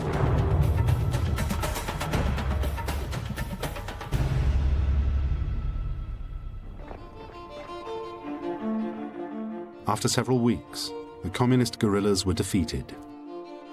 Archbishop Damaskinos and his government could at last establish itself. Order was restored, but it didn't last long. A forward battalion moves up, and there goes the signal for the attack. Every type of modern weapon is brought into play as the bitter warfare surges back and forth over the desolate mountain passes. In 1946, Greek communists once more took up arms. A fully fledged civil war broke out. It lasted 3 years and cost the lives of thousands of people. To end the civil war, the Greek government turned to the men who had served in Rallis's security battalions. They were released from prison to join Greek government forces fighting the communists. Eventually, in 1949, the civil war subsided. Greece remained free from communism. By then, Ioannis Rallis was a forgotten relic of the past. He was tried as a Nazi collaborator in 1946 and sentenced to life in prison. Rallis's defense to his people was that he was right to fear communism. The uprisings after the war and the lives they cost certainly seemed to be proof of that. But does fear of communism justify standing by when over 500,000 ordinary Greeks were starved to death? Does it justify supporting the Nazis' policy of transporting the Jews to the death camps? In terms of percentage of the population, Greece suffered amongst the worst of any country in World War II. Over 800,000 people, that's 10% of Greece's pre-war population, perished. And of course, in the end, communism, the thing Ioannis Rallis most feared, was defeated not by the Nazis, but by the Western Allies. His driving force was mainly anti-communist. He was an anti-communist to the point of collaboration. That was his main fault. He ought to have realized that during that period, being an anti-communist didn't mean what it might have meant 10 years later. It meant that he made a very silly kind of, or strange kind of decision to collaborate with the German forces. And the German forces were the ogre It wasn't anyone else then, it was the Germans who starved 500,000 Greeks to death. It's hardly surprising, then, that Ioannis Rallis died in 1946, just 1 year after being imprisoned, a lonely and forgotten figure.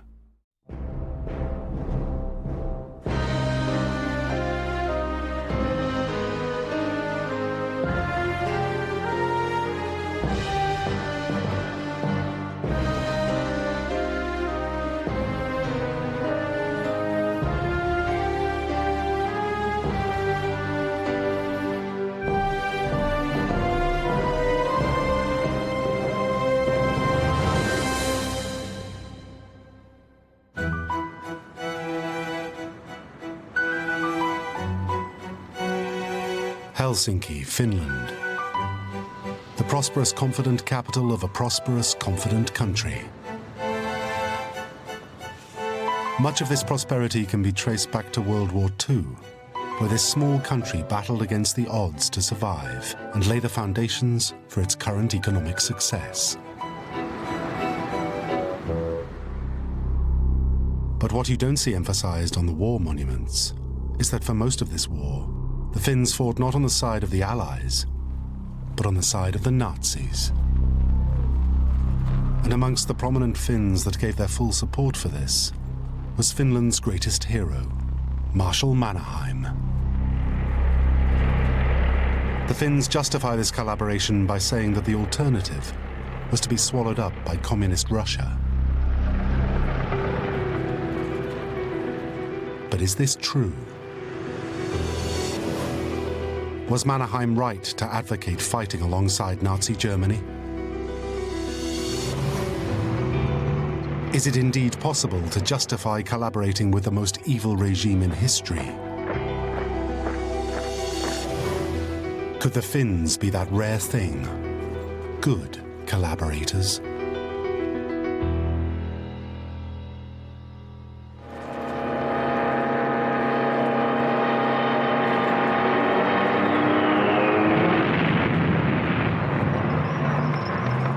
September 1939. War is declared.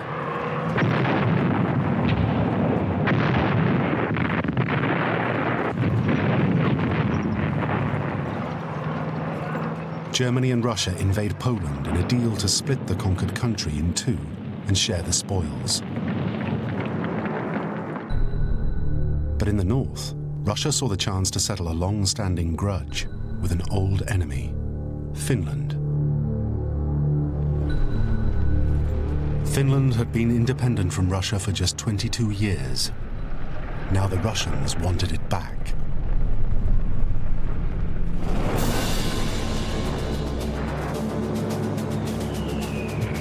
In November 1939, Helsinki is attacked by Russian aircraft.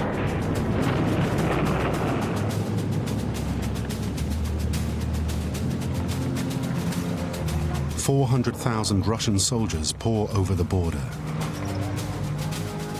At the start of what became known as the Winter War, there seemed to be no contest. The Russian forces massively outnumbered the Finns. Their generals confidently predicted a victory in 10 to 15 days.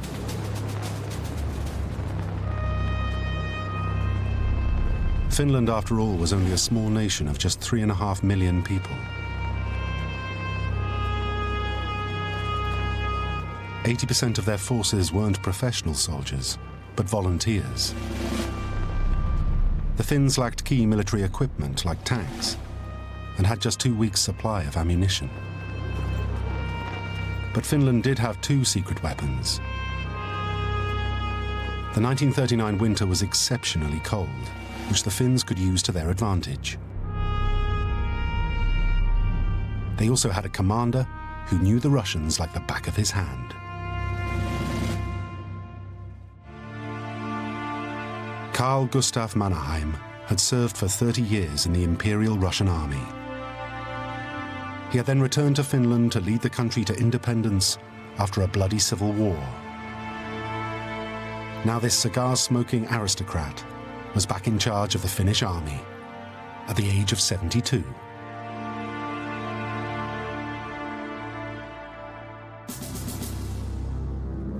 It was Mannerheim's sure grasp of the tactics and strategy a small nation could use against a much larger aggressor that now would make all the difference. In the years leading up to the war, he had concentrated on building a series of trenches in the disputed Karelian Isthmus to the south of the country near Russia. Now those new defenses, which became known as the Mannerheim Lines, were being put to the test as the Russians advanced ever deeper.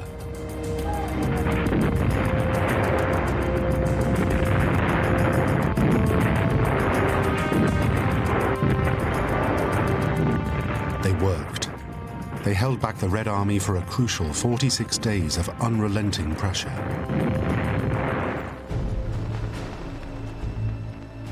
And Mannerheim wasn't content just to defend. He organized small bands of soldiers, often lightly equipped on skis, who soon got the measure of the Russians. They used the terrain of forest, lakes, and wood to frustrate and trap the Red Army. This land may look beautiful now, but 50 years ago, it was a killing field.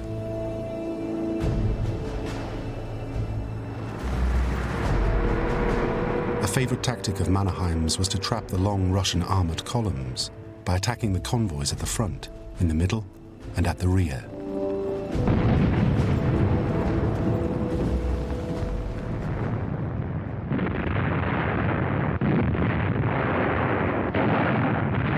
The Finns then set about killing the remaining Russians in lightning attacks from all quarters.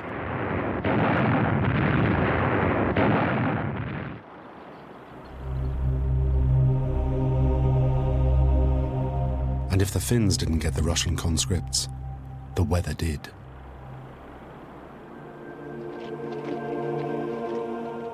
The fortunate were captured. Others froze to death. 200,000 of them.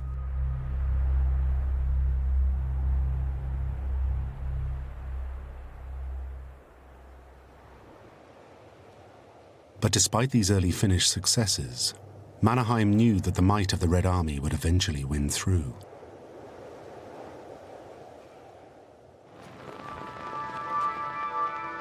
So in March 1940, he urged a battered and exhausted Finland to sue for peace with Russia.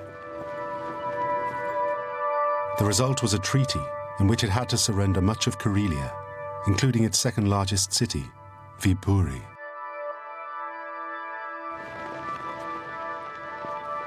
"400,000 refugees fled into what remained of Finland. Many Finns felt betrayed, but Mannerheim stressed that their troops had done well, and at least Finland had not been conquered. But it was a very dark time, and it could only get worse. Mannerheim knew he needed help. The Russians were bound to come back. They always did, because Finland and Russia shared a long and savage history.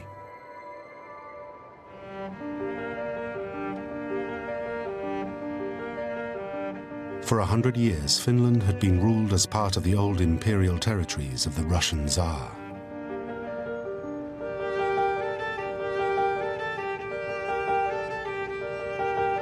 Finnish independence seemed simply a dream.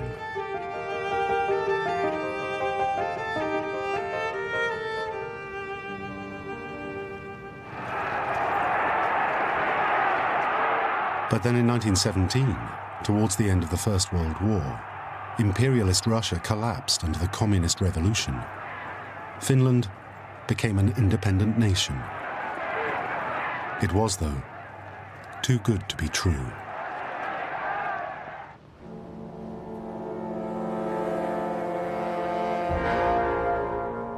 The new communist rulers of Russia encouraged the Finnish working class to rise up and establish a Finnish communist state. Finland divided between the left, the communist Reds, and the right, the nationalist Whites. Civil war became inevitable. the Reds took over Helsinki and looked to Russia for help and support.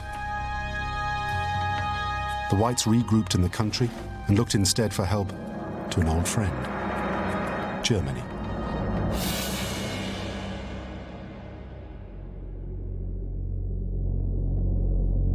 After several months of very bloody battles, the White nationalists, led by the virulently anti-communist Mannerheim, triumphed.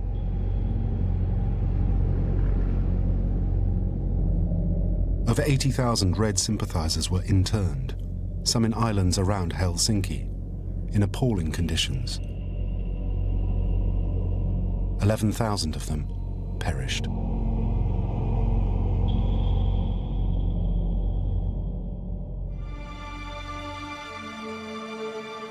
The Whites had triumphed, but it was a triumph that was due not only to Mannerheim, but also to the German army, who in April 1918 helped take back Helsinki. It was a lesson all Finnish nationalists learned. Finland was free, and this latest Russian threat had been resisted, but they had needed German help.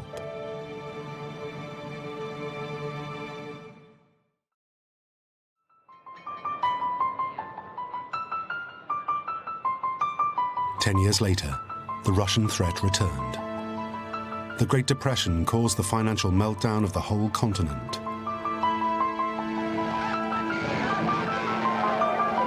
In the descent into social unrest and industrial disarray, Finland was not immune.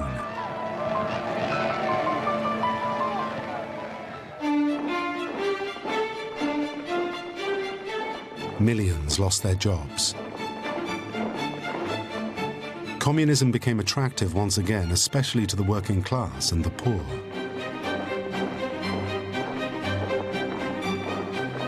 In elections all across Europe, the communist parties gained ground. In 1929 in Finland, they won 14% of the vote.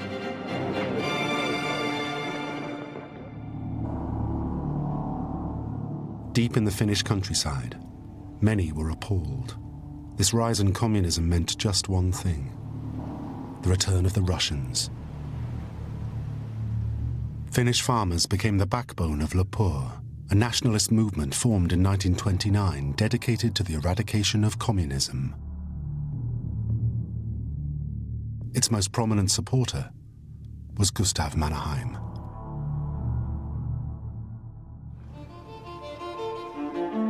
After the Civil War ended in 1918, Mannerheim had retired to an elegant wooden house in the most expensive part of Helsinki. There he entertained and stored all the many trophies he'd acquired in his travels.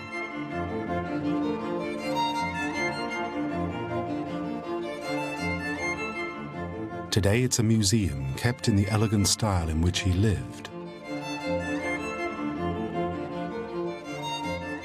Although his bedroom reflects the soldier he always remained in his heart.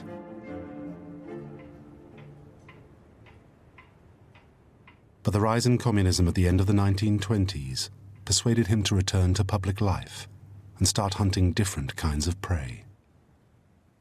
He did not like the complete politics of the Lapua movement, but of course he did not accept the communist ideals, and that was the reason why he more sympathized with the Lapua. Lapua persuaded the government to outlaw communism, but it then went much further, using terror and intimidation against anyone who opposed their vision of Finland.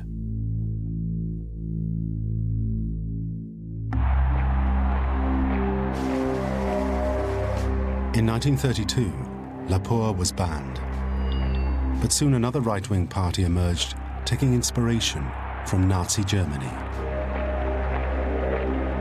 The People's Patriotic Movement consciously copied elements of Hitler's political thinking, notably the national community, where the individual is secondary to the fatherland.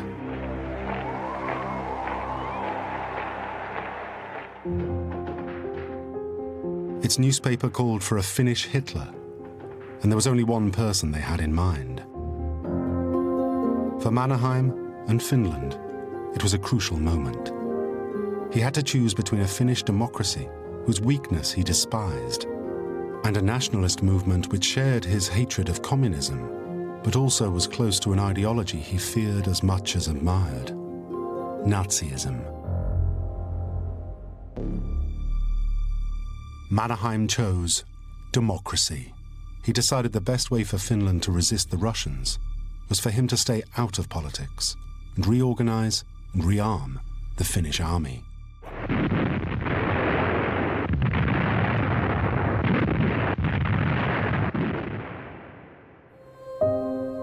The Winter War of 1939 proved him right.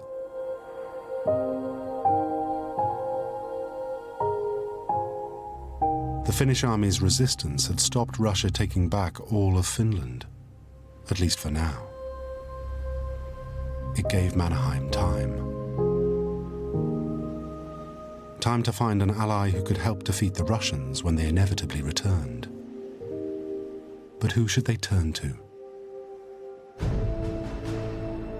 Mannerheim's preference was for the Western allies, particularly Britain and France.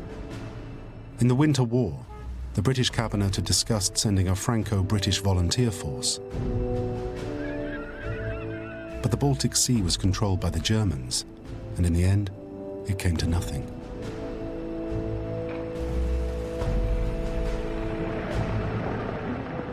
The 12,000 volunteers from all around the world who did make it to Finland included only a handful of British and French citizens.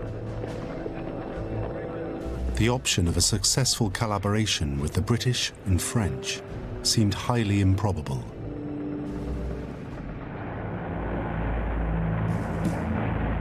There was, however, another option: Finland's old friend Germany. The only problem was that this was a very different Germany.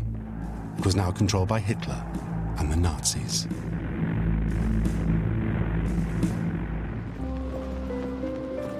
The Nazis had agreed a pact with the Soviet Union and stayed neutral in the Winter War. But everyone knew this pact was cynical, and Hitler started conceiving the idea that his Russian ally would soon become his enemy. He was determined to strike first by preparing in secret an invasion. One key to a successful invasion would be taking the city of Leningrad. And to make sure of that, Hitler needed the Finns.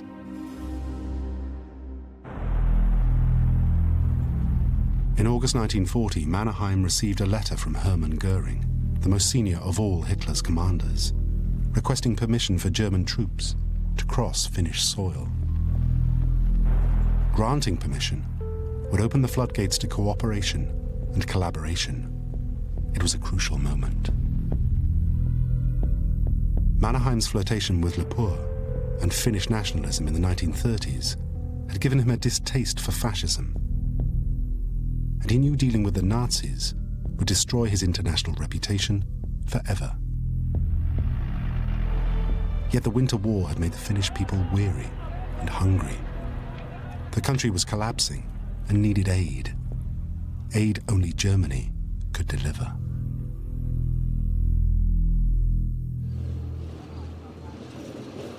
As Mannerheim pondered his decision, the pro-German movement in Finland grew stronger.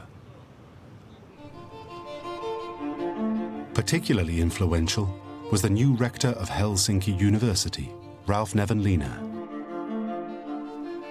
Nevanlinna had made his name not in the world of politics, but in mathematics. In the 1920s, he developed what is still known today as Nevanlinna theory, a major contribution to function theory, the classical mathematics which emerged from the calculus of Newton and Leibniz. In the first half of the 20th century, he was certainly one of the most famous mathematicians in the world. In the 1930s, Nevanlinna's interests turned to politics and nationalism. He supported Lepore. And in Germany, the center of world mathematics and the country where his mother was born, he looked approvingly at the rise of Hitler and National Socialism. Well, he sympathized it. He had many relatives in Germany because of his mother. So uncles and so close relatives. And their reports were positive. So I think he was happy to see the rise of Germany. Nevenlina travelled frequently to Germany, supporting academic events and conferences organised by the Nazi government. He became known as a sympathetic friend of the Third Reich, openly praising their achievements and singling out Goering for a special mention.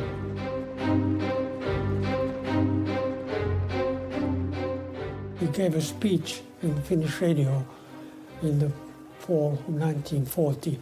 He praised the German armed forces of their successes in Europe and especially Nazi ideology. Although Nevenlina's enthusiasm for the Nazis wasn't widely shared in Finland, it was extremely influential. It was clear that given a choice between Russian communism and the Nazis, most Finns would choose the Nazis. So Mannerheim did the deal he knew would go down well with his fellow countrymen and women. With his ally, the new Finnish president, Risto Ryti, the Finns would cooperate with Nazi Germany.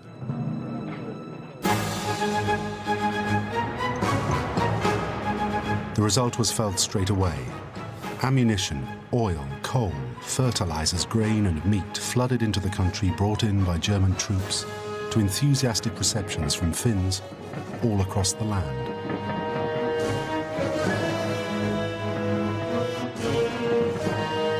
Finland had made it clear that the Finns would not be collaborators with the Nazis, but co-belligerents, fighting on the same side against a common enemy, Soviet Russia.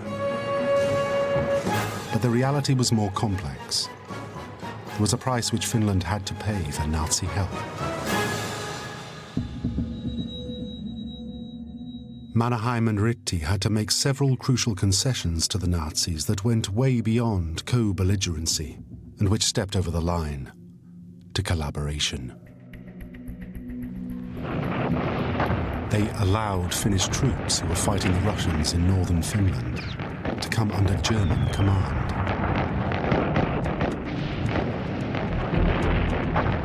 And amongst the 200,000 German troops that now moved into Finland, the Finnish government turned a blind eye to soldiers from the armed wing of the Nazi party, the SS.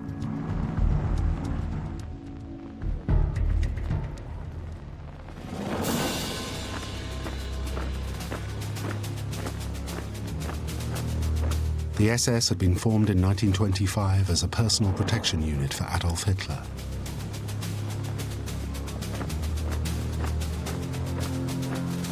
Under the leadership of Heinrich Himmler, it had grown into one of the largest and most powerful organizations in the Third Reich. SS soldiers swore personal allegiance to Hitler and fought unquestionably for his ideology.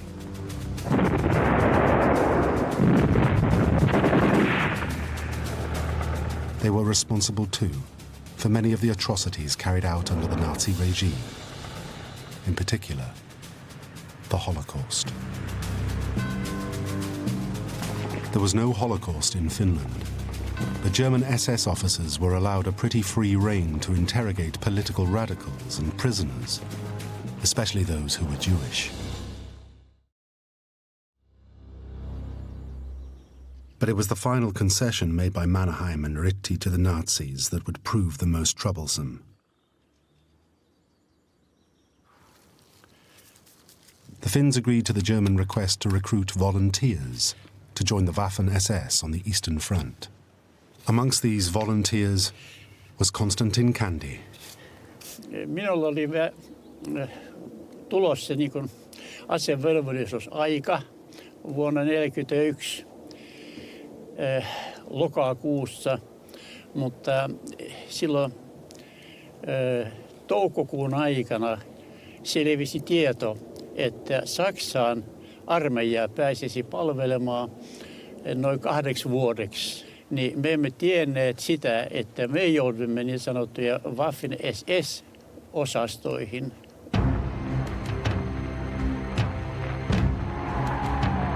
Mannerheim and Ritty realized that providing soldiers like Konstantin Kandy to the Waffen-SS would not only be a great propaganda triumph for the Nazis, it would take them across the line from being co-belligerents, fighting the same enemy, to active collaborators. So they did everything they could to limit the damage and cover their tracks.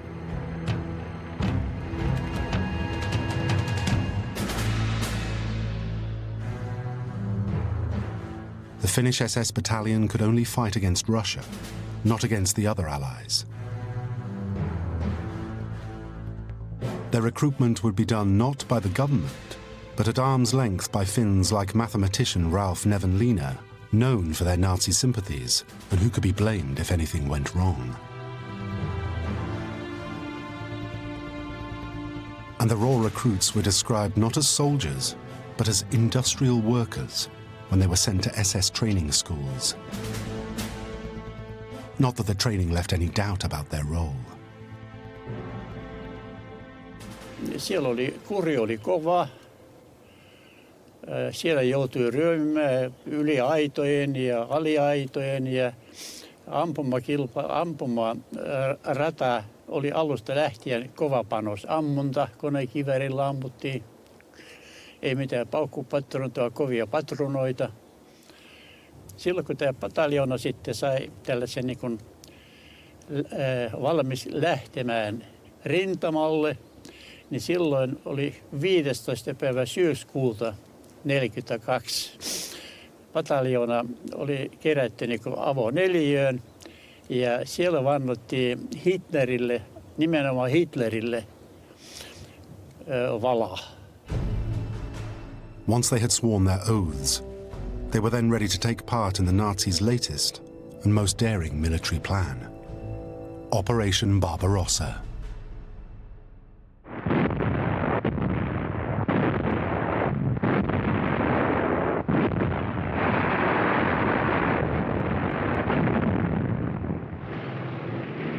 In August 1941, German panzers drove deep into Russia, catching Stalin, their former ally, completely by surprise. The German army was soon well on the way to Leningrad.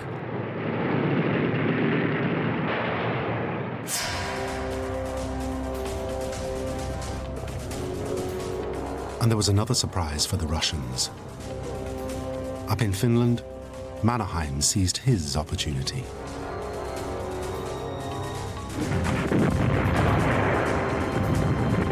He launched his own attack on Russia to regain the land that was lost at the end of the Winter War.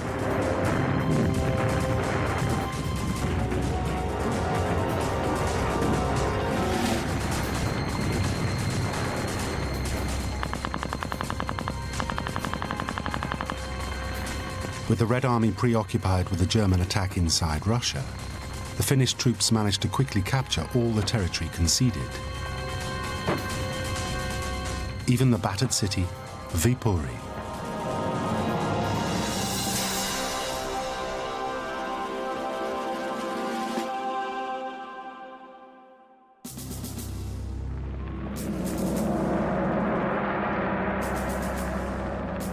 But at the old Russian-Finnish border, Mannerheim stopped his troops and ordered them to go no further. Despite German pleas, attacking Leningrad was a line of collaboration he was not prepared to cross. Mannerheim realized that if the Finns joined in with the German troops who were attacking Leningrad from the south, they would become aggressors. They would no longer be able to claim that Finland was involved in a defensive war, simply to take back Finnish territory.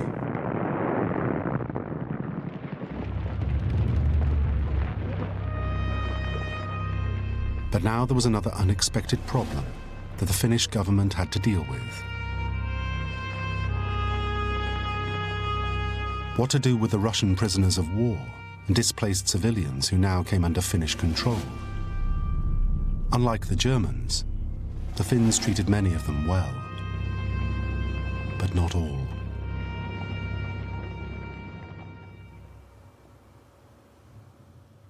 In the last few years, historians and journalists like Boris Salomon have started investigating what really went on during the period of cooperation with the Nazis. They're uncovering stories which reveal that this cooperation had its dark side, which in Finland has often been denied or forgotten, such as the treatment of prisoners, displaced civilians, and refugees when the Finns took over eastern Karelia. Gab Lager, Internierungslager, das in vielen dem System ähnelte, das die Deutschen in den besetzten Gebieten der Sowjetunion installiert hatten. In one camp in the summer of 1942, over 3,000 Russians died of malnutrition.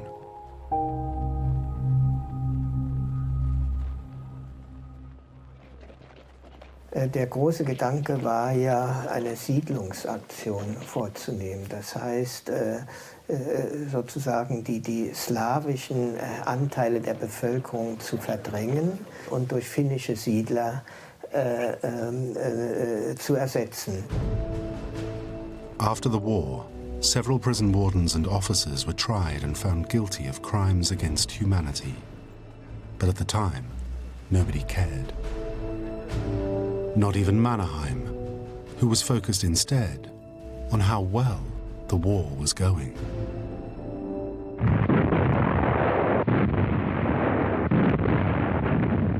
Meanwhile, 200 miles south from Mannerheim's Finnish army, now stationary on the Russian border, the Finnish SS volunteers were deep inside Russia, fighting alongside the German army on the Eastern Front.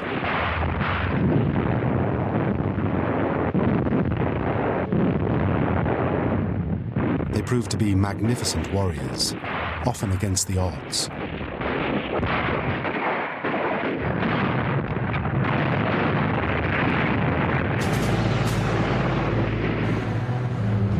They were involved in the savage siege of Leningrad, and they then fought for the oil fields of Grozny as part of Hitler's push to Stalingrad.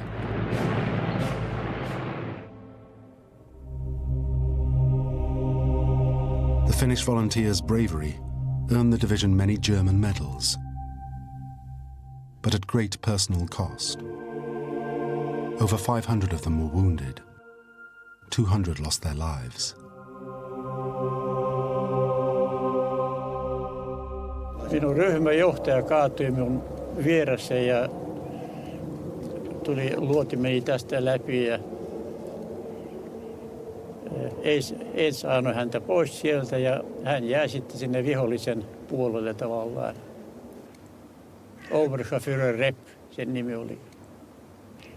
Alanne kuoli jouluna. Pentti Koivisto kuoli jouluna.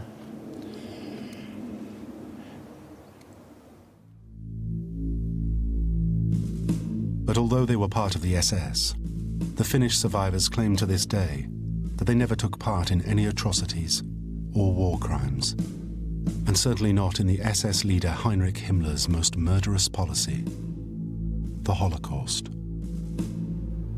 Ja samaten meidän pataljoona ei myöskään syyllistynyt mihinkään tällaisiin sotarikoksiin, jotka taas olivat sellainen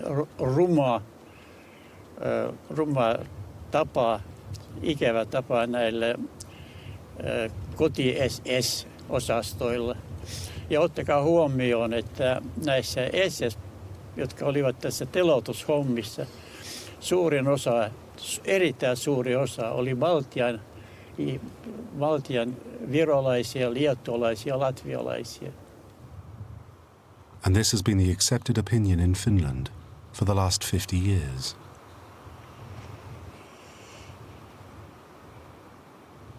But now these accounts are being questioned too. The Finnish soldiers were, after all, fully part of the Waffen-SS. Also man hat also nachweisen können, dass also Waffen-SS-Einheiten an Mordtaten in Lidice teilgenommen haben und auch in Frankreich Menschen ermordet haben. Das heißt, es gibt diese Einstufung, nämlich kriminelle Organisationen. Man kann belegen, dass auch Finnen, die im Raum Kaukasus gekämpft haben, durchaus an Tötungen teilgenommen haben. An Tötungen, ich meine jetzt an Zivilpersonen. Boris Salomon says that in at least one fully documented case, in Poland in June 1941, a Finnish SS soldier witnessed an execution of Jews. He thinks there may well be other cases. But this is strongly denied by the SS veterans still alive today. They say they neither witnessed nor participated in any such crime, nor did any Finn they knew. There was one man, though, who gradually realized the potential for disaster the Finnish SS division might prove. In Finland today, you can't escape tributes to Carl Gustav Mannerheim.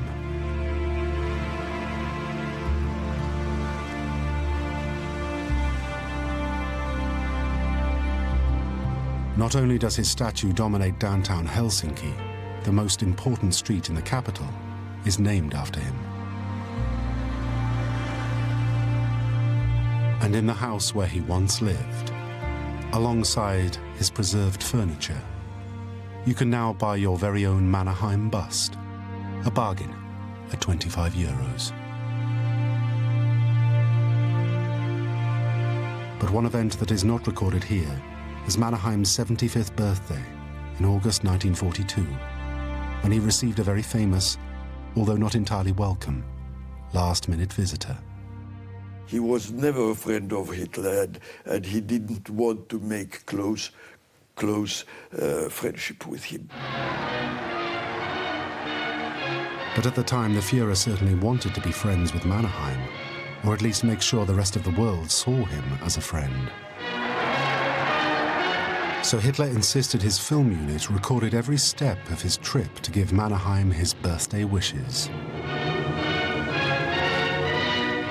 Aterrizaje en un aeródromo detrás del frente finlandés. Recibe al Führer el presidente del Estado finlandés, Ryti.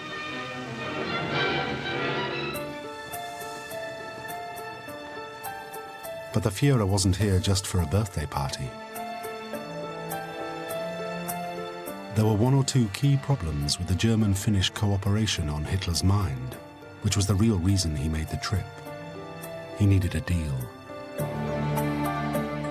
A deal which involved Mannerheim agreeing to move the Finnish army into Russia, helping the German army secure Leningrad.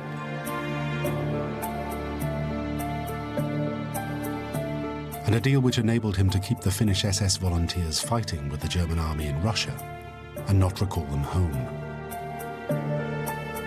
Mannerheim relished his moment of power, even doing something people rarely did in front of the Führer. Hitler hated smoking. After the lunch, he lit his cigar, and all the officers of the Hitler companions, they were quite pale when they saw that, but they couldn't say anything, and Hitler did not say anything.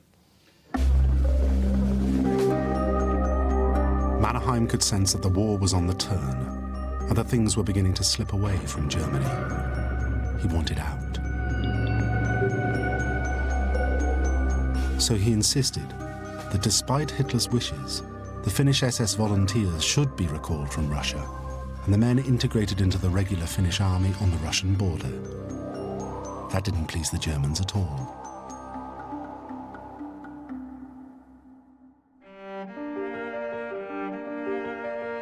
They turned to an old Finnish friend. With German approval, Professor Rolf Nevenlina became chair of a new committee designed to win public support for the Finnish SS. He had regular meetings with the volunteers, made frequent visits to Berlin, and lobbied hard.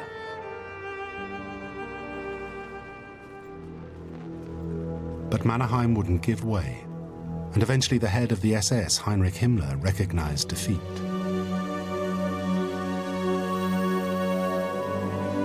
Today, I release you from the service to the Waffen-SS. I thank you for your courageous service, that you have provided to the glory and honor of your beautiful motherland in a German soldier's uniform. You have just as much contributed to the victory against your and our age-old enemy, Russia, and against Bolshevism, as your German SS comrades.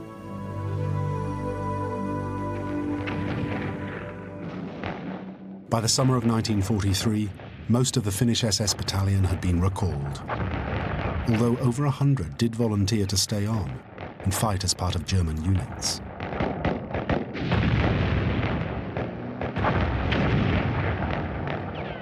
Many of the battalion that made their way home joined the regular Finnish army under Mannerheim, now in stalemate with the resurgent Russians.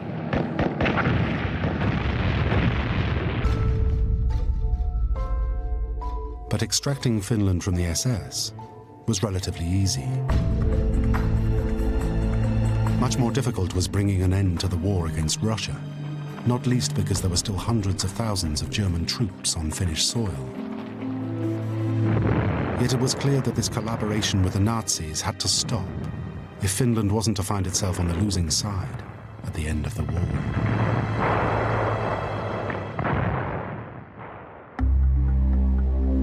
As the Nazis started experiencing a series of defeats and setbacks, so the Finns began slowly winding down their confrontations with the Russians in the north. By the end of 1943, they were refusing to take part in any offensive military operations that might help Germany. The trouble was, the Russians had another agenda. As they drove the Nazis out of Russia, so the Red Army targeted the Finnish front as part of a new initiative against Germany called Operation Bagration. Within days, the Russians had pushed the Finnish army back and were heading towards Viipuri.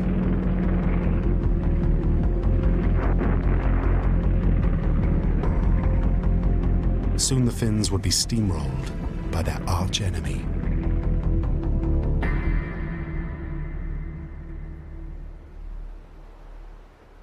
Once more, the Finns needed help, and the only possible help was the friend that Ritti and Mannerheim were trying to get away from, Nazi Germany.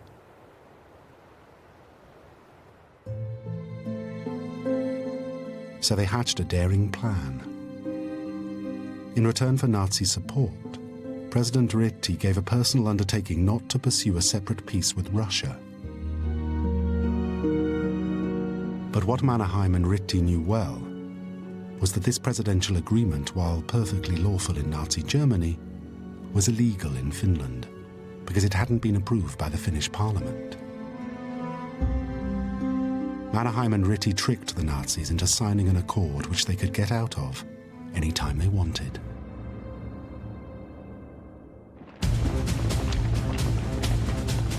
The Germans rushed troops and anti-tank weapons to the rescue of the Finns.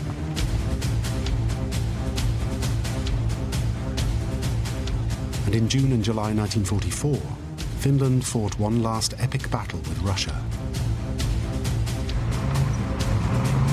150,000 Russians faced 50,000 Finns.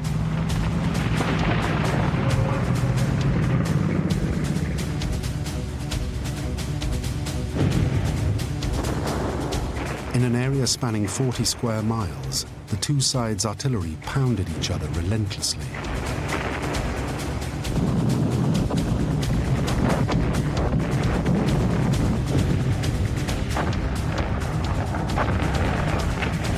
The Finns were fighting for their country's very survival.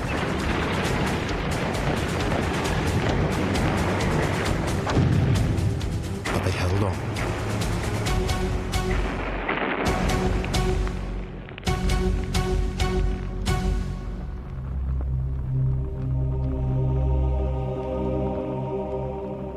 "600 Russian tanks were destroyed, many with German-supplied weapons.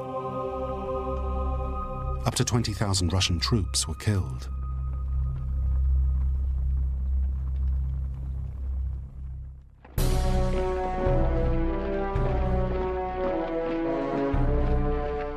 battle was hugely important. The Finns had proved to the Russians they were a force to be reckoned with. They would fiercely resist all attempts by the Red Army to conquer them, and they had shown that the price of capturing Finland would be far too high.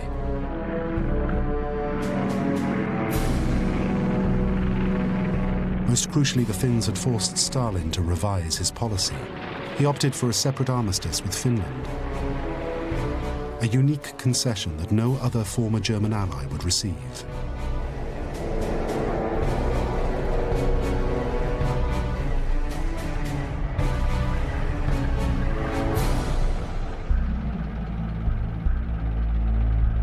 None of this would have been possible without German support.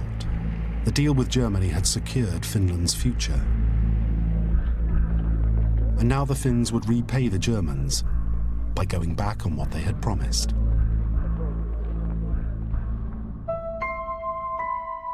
They claimed that they weren't bound by President Risto Riti's personal agreement not to agree a separate peace with Russia, because Ryti hadn't got Parliament's support and so had acted illegally. Ryti resigned. Mannerheim took over as president and was able to negotiate a separate peace between Finland and Russia without reference to Germany. Just as Mannerheim and Ryti had planned months before, the Nazis were now out in the cold. Finland may have lost the war, but it had survived.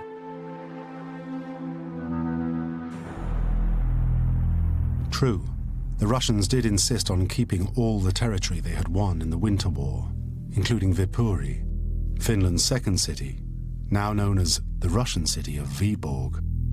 But Finland, unlike the other Baltic states, remained free of communism. There was, however, a price to pay.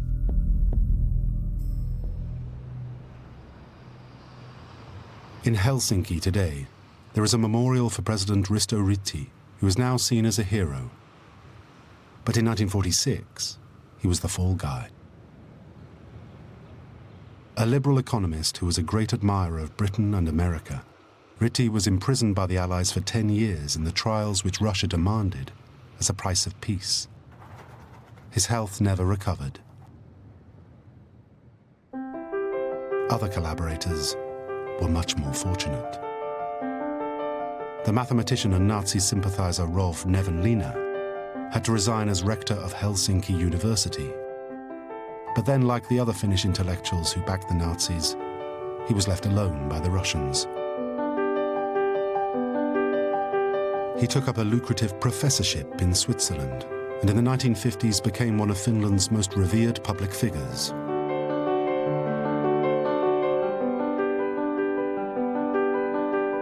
His reputation remains virtually unblemished today.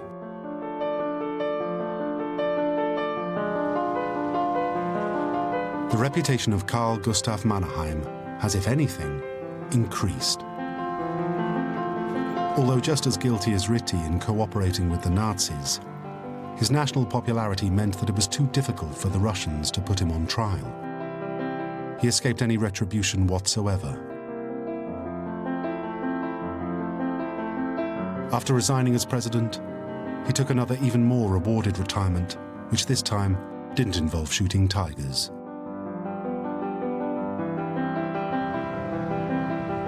He was buried with full honors in 1951.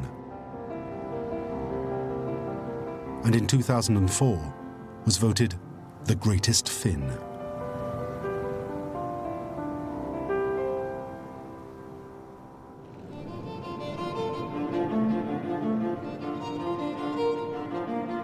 Finland itself came out of its association with Nazi Germany remarkably unscathed.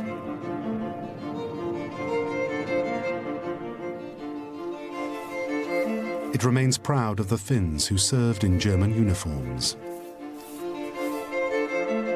Although most Finns would still rather forget the darker moments of Nazi collaboration.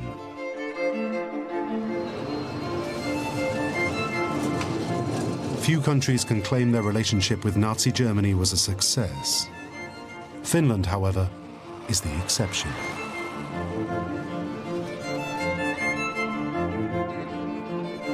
even if it meant collaborating with some of the most vicious war criminals the world has ever seen.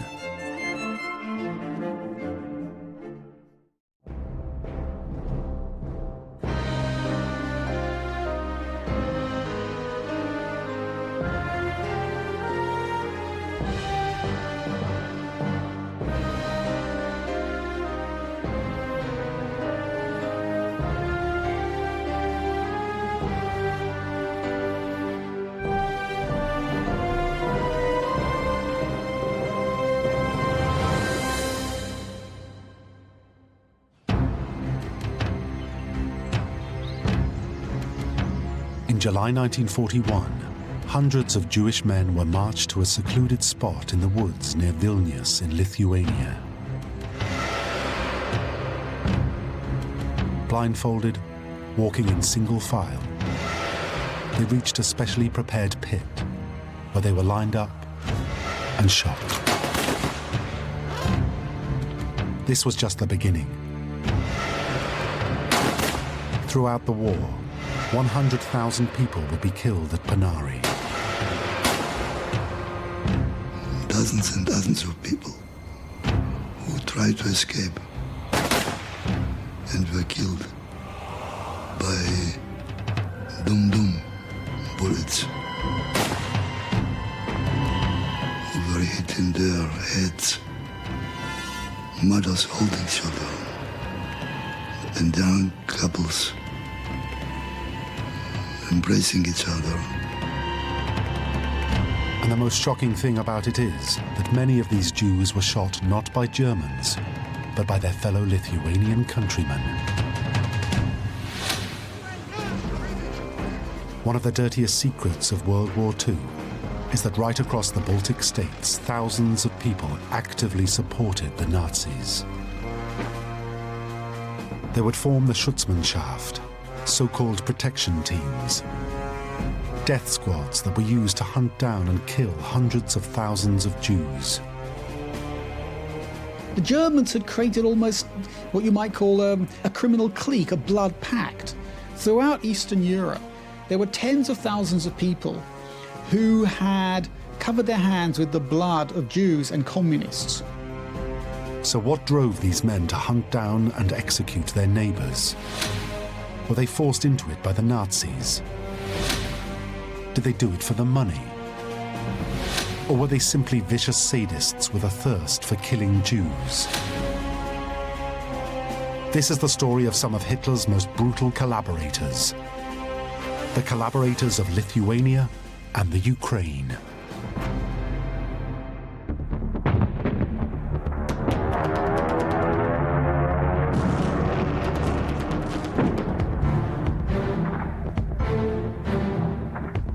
June 1941, Operation Barbarossa. Hitler's armies invaded Russia on a huge 2,000-mile front. Panzers drove deep into Russian territory. From the air, the Luftwaffe pummeled any resistance.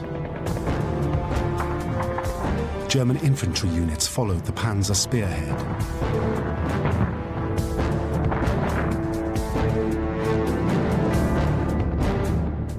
Taken completely by surprise, the Red Army didn't stand a chance.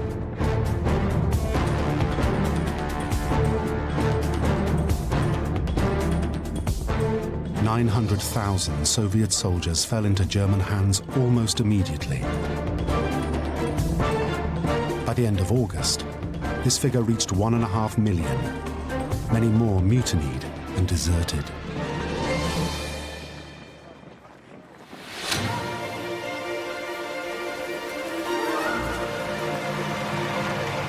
But as the Germans pushed onwards, in some countries, they were welcomed as liberators.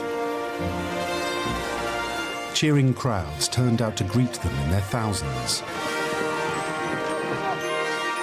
The reception was especially warm in the north, in the Baltic states of Lithuania, Latvia, and Estonia.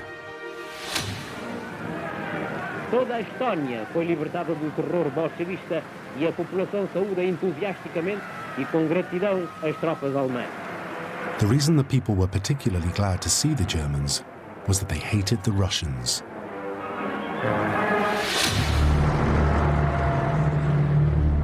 A year before the Germans arrived, the Russians had captured Lithuania. As part of a secret deal struck between Hitler and Stalin in August 1939, the Red Army had invaded and occupied the Baltic states. What made this so terrible is that these countries had previously been ruled by Russia for 120 years. They had only broken free after World War I. After just 20 years of independence, the Russians had come back. Stalin then wreaked havoc on his Baltic subjects. They were racial enemies of the Russians, if you like. They were a different race from the Russians. They had Western traditions. They always looked to the West. They were on the Baltic. They looked to nations like Sweden and Germany and Denmark, their near neighbours, and not to Russia. So I think he regarded them as a fifth column and as intrinsically enemies of Russians and indeed of Soviet communism.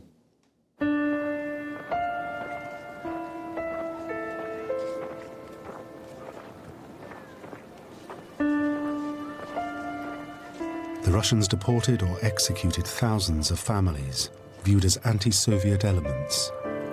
Many more would die in prison camps in Siberia.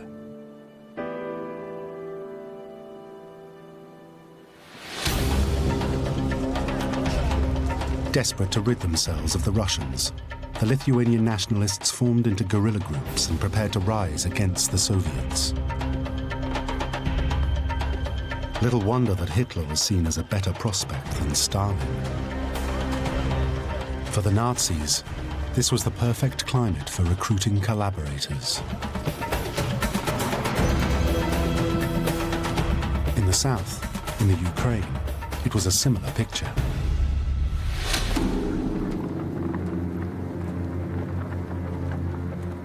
The Ukraine had once been one of the wealthiest parts of Russia, based on its fertile farmland. But all that had changed under Stalin. In the 1930s, he imposed a harsh new policy upon the Ukrainian peasants.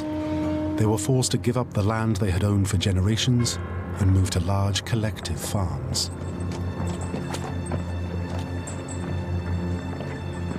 If farmers refused, they were made to hand over huge quotas of food to the state. Their homes were searched and destroyed by the Soviets, their food and equipment confiscated. The rural population was left isolated and starving. The result was a famine of biblical proportions. As many as 5 million Ukrainians died. The Ukrainians call it murder by hunger, a genocide perpetrated by Stalin, with the sole aim of wiping out their culture and killing as many Ukrainians as possible. No wonder they saw the Germans as a more attractive proposition.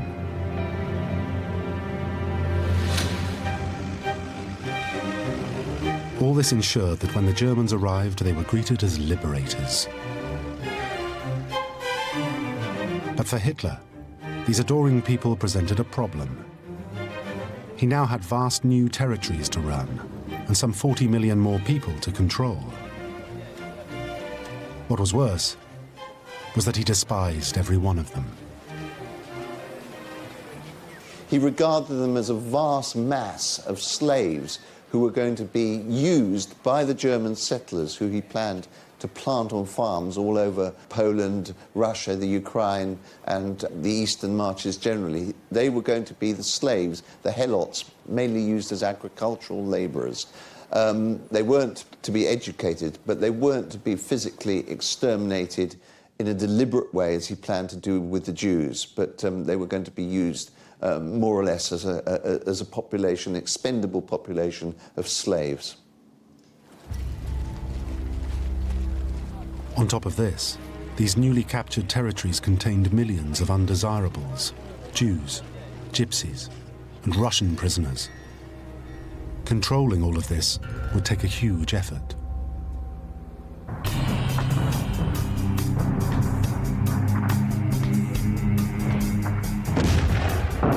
trouble was, Hitler just didn't have enough men. He couldn't spare any of his soldiers for police work because they were committed to the front.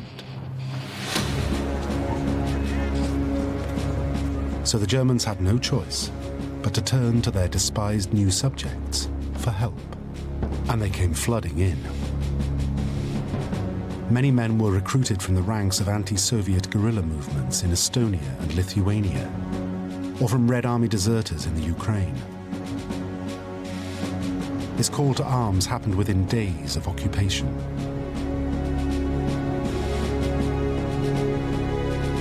Their first official task was to deal with local communist organizations. Those who had experienced Stalinist oppression were eager to help. But this anti-communism masked another, much more sinister Nazi plan: the total annihilation of the Jews of Eastern Europe. Und zweitens, Sie wollten, Herr, kompromisslos die einzige Macht und alleinige Macht in Deutschland. Hitler had made no secret of his loathing for the Jews. He regarded them as parasitic vermin who polluted the blood of the German people and deserved to be eradicated.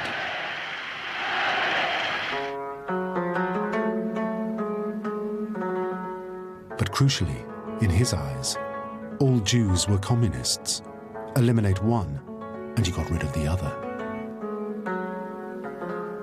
He saw Judaism and Bolshevism as part and parcel of the same force, and it was his view that there was going to be a world struggle between the two ideologies, the two rival ideologies of National Socialism and Judeo-Bolshevism. So Barbarossa was always on the cards. It was just a question of when. It wasn't hard to convince the Lithuanians to turn on the Jews. They had a long history of anti-Semitism and blamed them for the recent Soviet oppression. We're talking about the land that is the land of the pogrom, and always was, dating right back to Tsarist rule before the communists ever took over. There was a very lively tradition of anti-Semitism, and vicious anti-Semitism at that, all over Eastern Europe. It was by no means unknown for Jews to be massacred and killed. Lithuanian nationalists had been preparing anti-Jewish propaganda for months. On the outbreak of war, they declared, "The crucial day of reckoning for the Jews has come at last. Lithuania must be liberated not only from Asiatic Bolshevik slavery, but also from the Jewish yoke of long standing." In fact, the Lithuanians were so enthusiastic that their own armed groups turned on the Jewish Bolshevik menace within hours of the invasion. So-called partisans rose up as soon as the fighting started along the border to join with the Germans.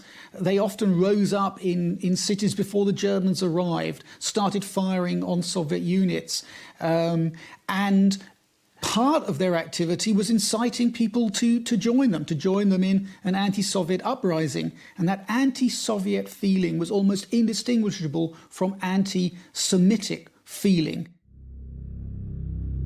One of these groups was called the Lithuanian National Labour Defence Battalion, or TDA. Its men identified by the white armbands they wore on their sleeves.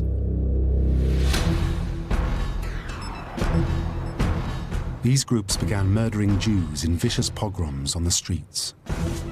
Most notorious were those carried out across the city of Kaunas. There, in June 1941, Jews were hunted down, humiliated, and murdered by their Lithuanian neighbours.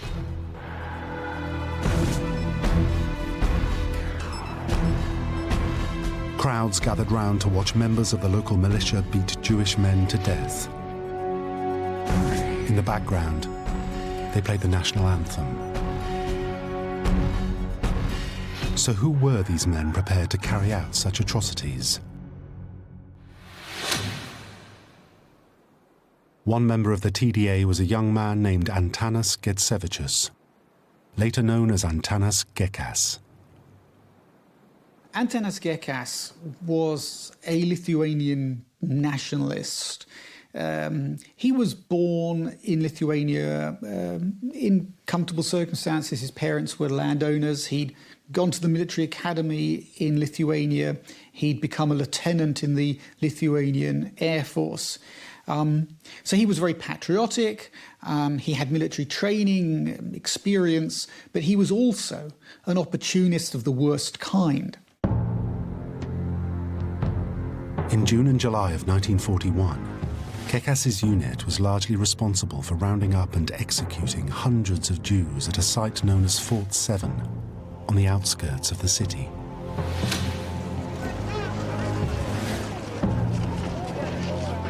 This violence was encouraged and incited by the Nazis, who reported how easy it was to convince the Lithuanian circles of the need for self-purging actions to achieve a complete elimination of the Jews from public life. It was just a taste of things to come.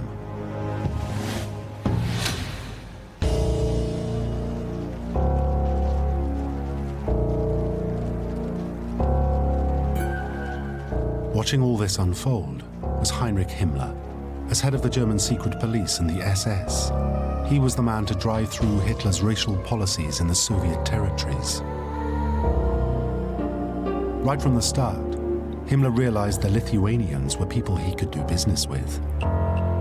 He ordered, no steps will be taken to interfere with any purges that may be initiated by anti-communist or anti-Jewish elements in the newly occupied territories. On the contrary, these are to be secretly encouraged. As the word secret shows, Himmler was careful to disassociate himself from the work of these Lithuanian thugs.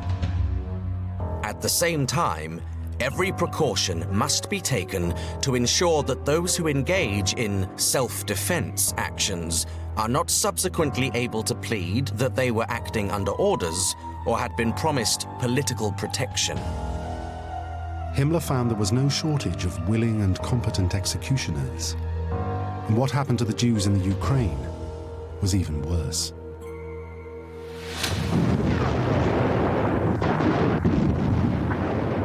In the first days of the invasion of the Soviet Union, the Germans had swept into the Ukraine, hammering the cities of Odessa, Kiev, and Lvov. They captured huge swathes of Ukrainian territory and pushed back the Soviet army.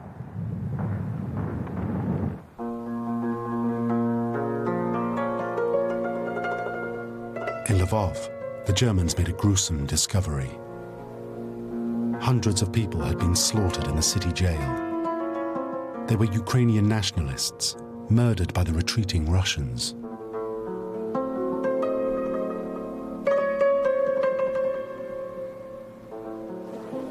The nationalist groups blamed the Jews.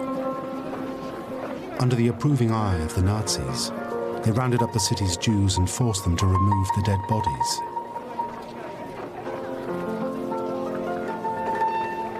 Then they wreaked their revenge. Jews were driven into the streets from their homes, their businesses. They were hacked to pieces in the street, beaten to death, shot. Women were raped. The violence, the destruction was extraordinary.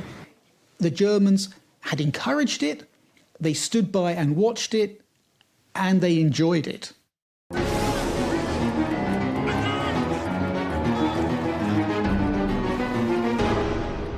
The Germans were so entertained by what they saw that they filmed it. When the pogrom was over, 5,000 Jews were dead.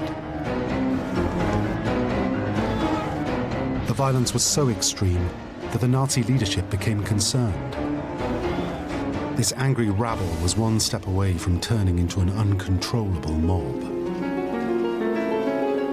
It was time to channel this anti-Semitism and apply some rigorous German discipline.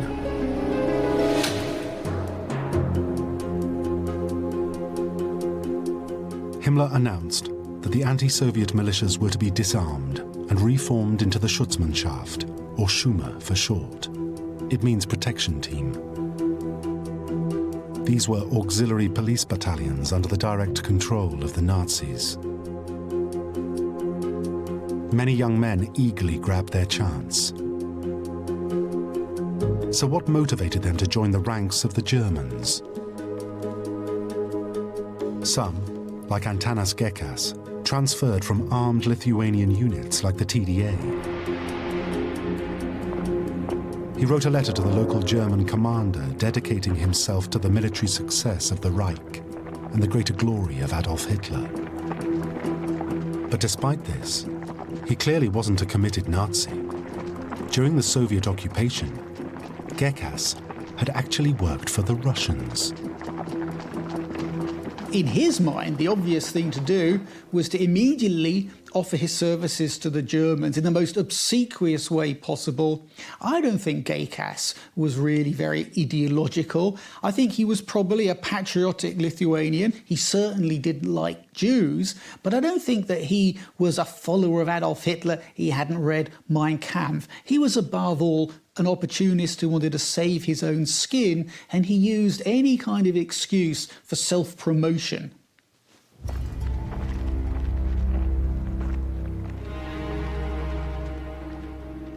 There were many other reasons why collaborators signed up to the new battalions. For some it was a job, security, food and money for their families. Many would claim to be fighting for their country against Russia. A lot of them believed that this was a patriotic job, working for the Germans in the security apparatus, which of course meant hunting down, suppressing communist Jews who they regarded as their enemy.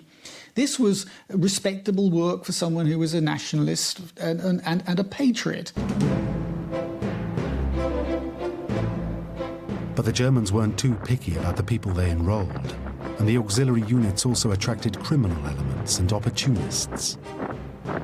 Membership in these units was quite fluid. The pay and conditions were not exactly highly regulated. A lot of Lithuanians joined the Schutzmannschaften in the early period because they knew it would give them an opportunity to rob and to plunder, particularly the property, the homes of Jews.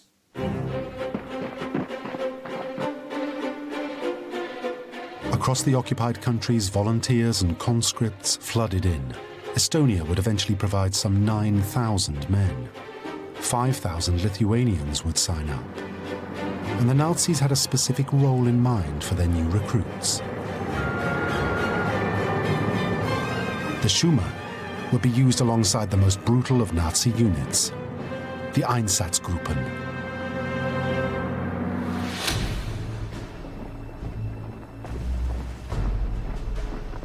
These Einsatzgruppen were Special Operations SS units, and they took their orders from Himmler's deputy, Reinhard Heydrich.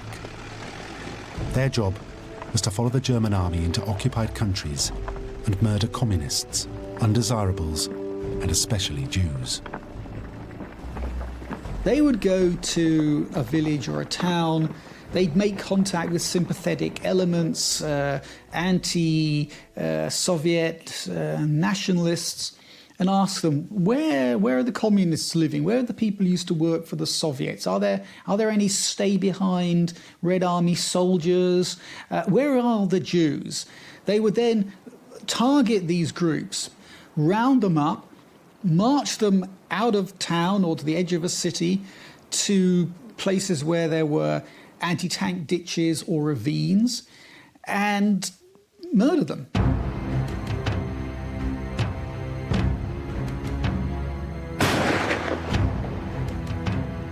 The Einsatzgruppen had already done this grisly work in Poland.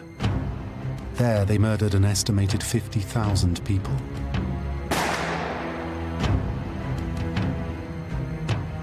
But it became apparent that the Germans didn't have the stomach for the slaughter.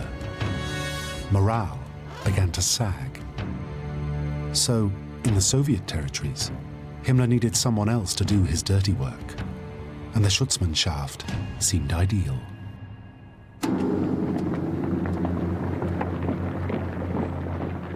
The Lithuanian Schumer, including Gekas's battalion, joined the death squads of Einsatzgruppe A. led by the fiercely ambitious Brigadeführer Dr. Walter Strahlecker. His squad operated in the Baltic states of Estonia, Latvia, and Lithuania. Of the 4 Einsatzgruppe units, his were the most murderous. Throughout the rest of the war, they would round up and execute Jews. For a short time, they stuck to men, but their policy of murder soon spread to women and children. Entire communities would be wiped out, herded into pits, and shot. Extraordinarily, local people far outnumbered Germans in these death squads. Once the Nazi leadership had decided that it was going to cleanse the occupied territories of all Jews except those who were useful to their war effort, they absolutely had to have local collaboration. They needed local collaborators to show them where the Jews were, to guard ghettos, to march Jews out to the killing sites, to guard the killing sites, to shoot the Jews. They needed tens of thousands of local volunteers to carry out what was becoming a genocide on a vast and to us unimaginable scale.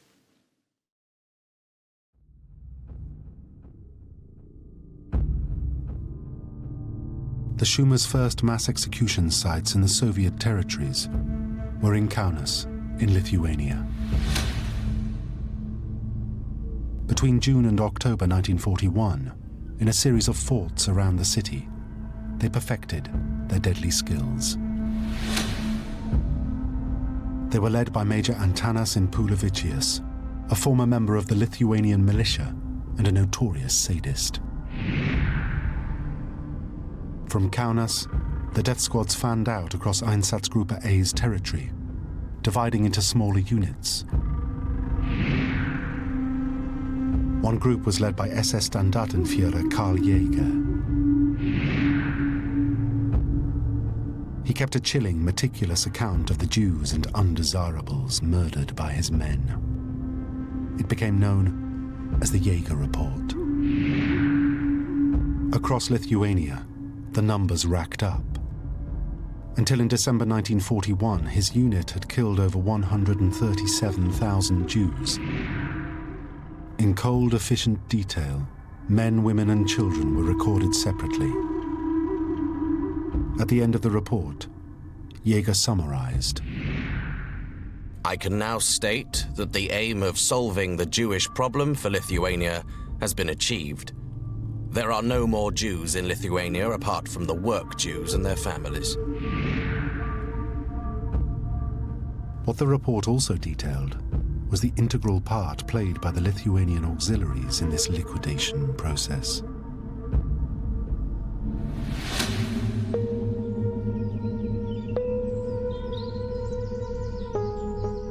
One of the most notorious massacres carried out by Jäger's men was the liquidation of the Jews of the Vilnius ghetto in Lithuania. Jews were routinely rounded up and marched to the nearby woods of Panari by armed Lithuanian guards. In these woods, the Soviets had built huge pits for the storage of tank fuel. They had never been used for this purpose, but they were just right for what the death squads had in mind. Between July and December 1941, at least 48,000 Jews were lined up by the edge of these pits and shot. One teenager escaped from the Vilnius ghetto and witnessed what happened. They took us in to collect bodies of dozens and dozens of people who tried to escape and were killed. Were killed by dum-dum bullets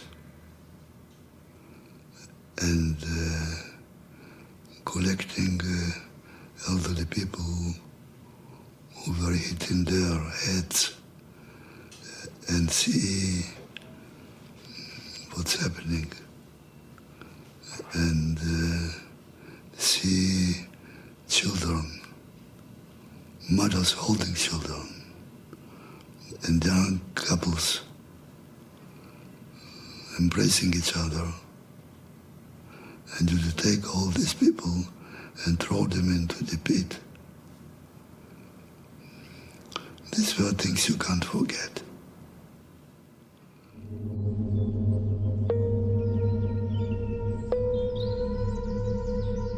Day after day, the Lithuanian shooters executed their countrymen.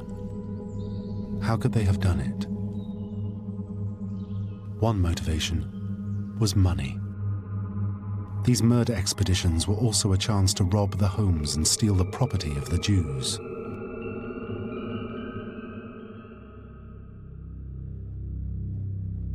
One Schumer unit was employed further afield, in the neighboring territory of Belarus, and it was developing quite a reputation. This was the death squad that Antanas Gekas had joined, the 12th Lithuanian Battalion.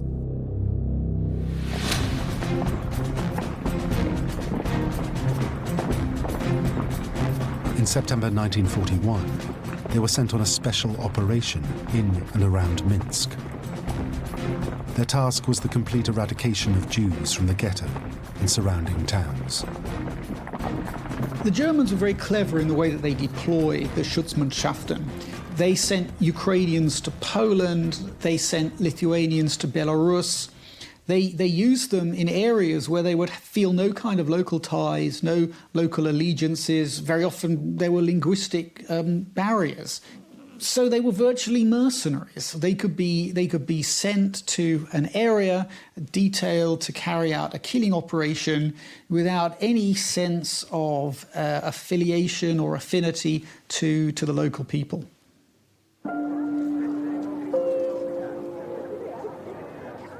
The 12th Battalion's crowning achievement came in a town called Slutsk. Here, as part of a German police battalion, they swept through the streets, rounding up Jews. They tore screaming children from their mothers and shot all who tried to evade capture. They then herded the Jews to pits outside the city. One of Gekas's officers described the massacres that followed. We were driving the Jews to the pits. They went in rows of 4 persons, in long columns. One part of the guards were driving them, and the others were waiting to shoot. The victims were lying in pits, and then were shot. We were killing with Russian rifles. We shot first their parents, and then their children. It was terrible to kill. We did it automatically, without thinking.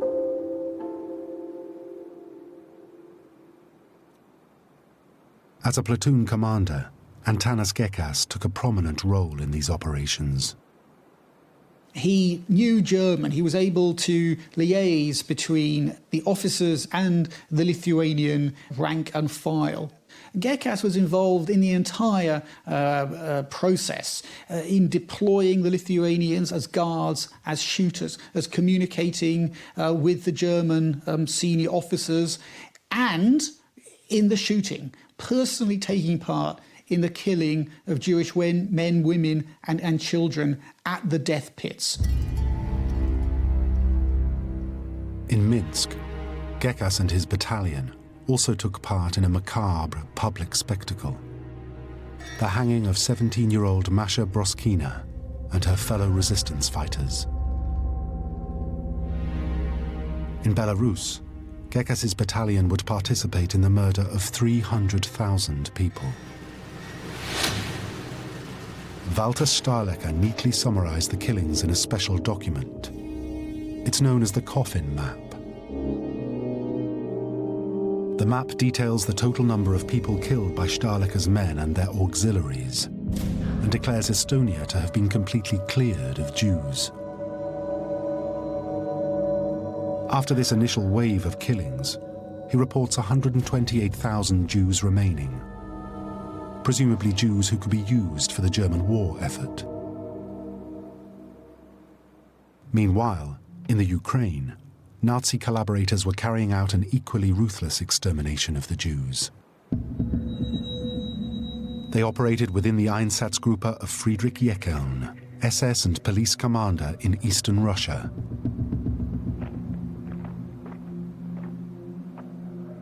Jeckeln's murder squads swept through the countryside and the death toll mounted. 2,500 Jews at Kryvyi Rih, 23,600 at Kamianets-Podilsky. And in September 1941, they helped to carry out the largest single mass killing by Nazis and their collaborators throughout the entire Soviet campaign.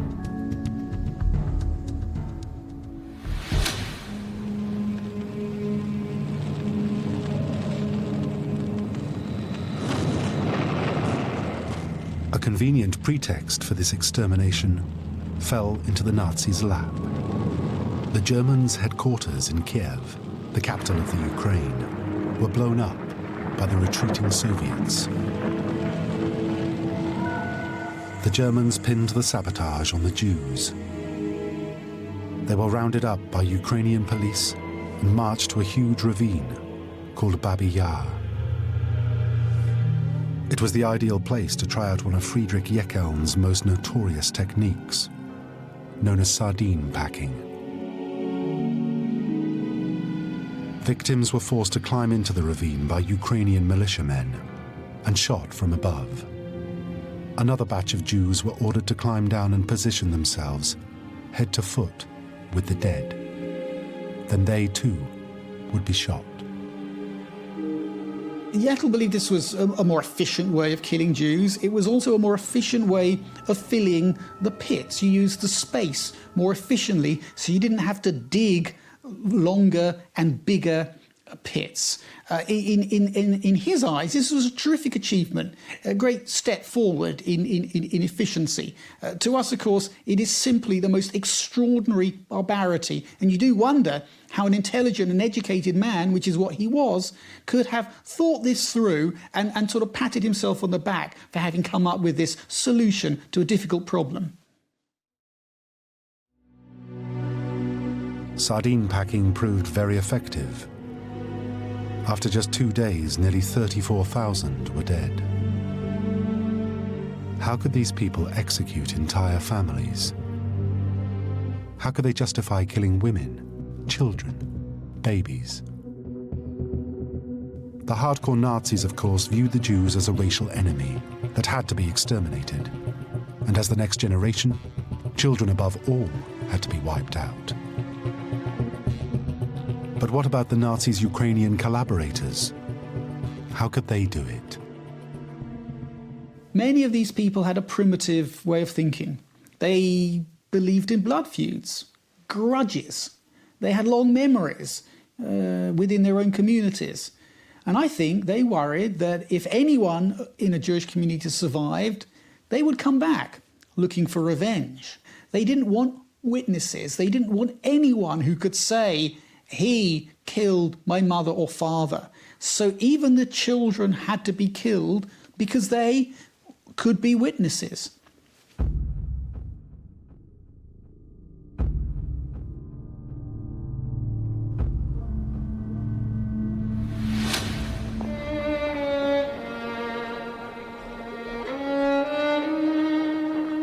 Having shown themselves willing to assist in the wholesale slaughter of Jews, Hitler's collaborators would soon be implicated in the very worst of his crimes. The world's first industrialized genocide. Death camps were set up to receive trainloads of Jews from across the occupied countries. The Nazis needed staff to run these death factories efficiently, so they turned to their Ukrainian puppets.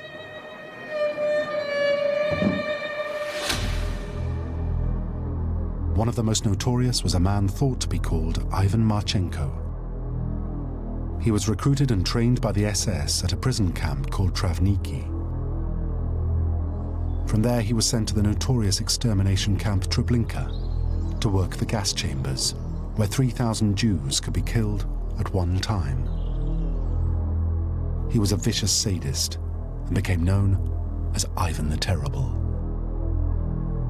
Marchenko was almost certainly a former Soviet prisoner of war.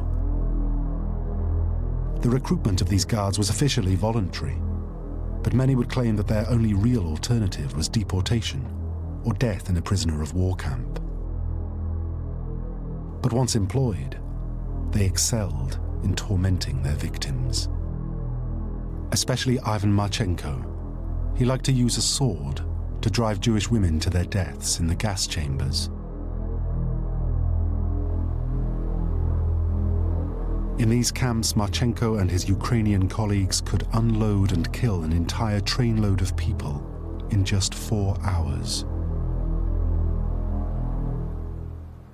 A spirit of corruption began to fill the guard units at these killing sites. They had a lot of money. They were buying booze. They were drunk a lot of the time. Some of them took Jewish women from the trains, kept them from the gas chambers for a few days, and used them as kind of sex slaves. These death camps were the most horrendous environments in which men became corrupt, depraved, violent, any moral inhibition eroded.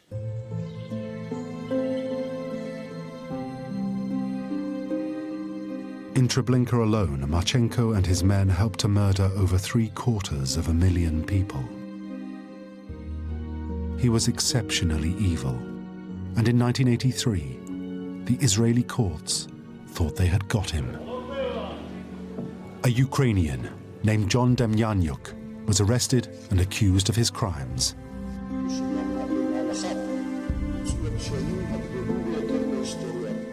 But it turned out that Demyanyuk was not Ivan Marchenko of Treblinka, and he was released. But he was not off the hook yet. Today, in Munich, Demyanyuk stands accused of being a guard at another killing center in Poland, Sobibor. Millions of Jews continued to be processed by Ukrainian collaborators right up to the end of the war, even as the German army faced its destruction.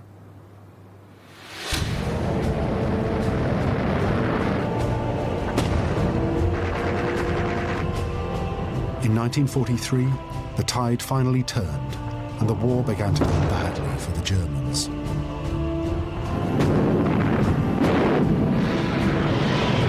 The Russian army was striking back.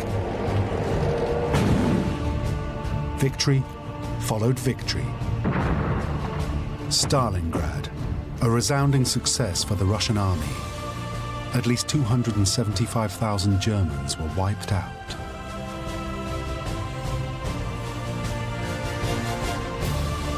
Many of them froze to death over the bitter Russian winter.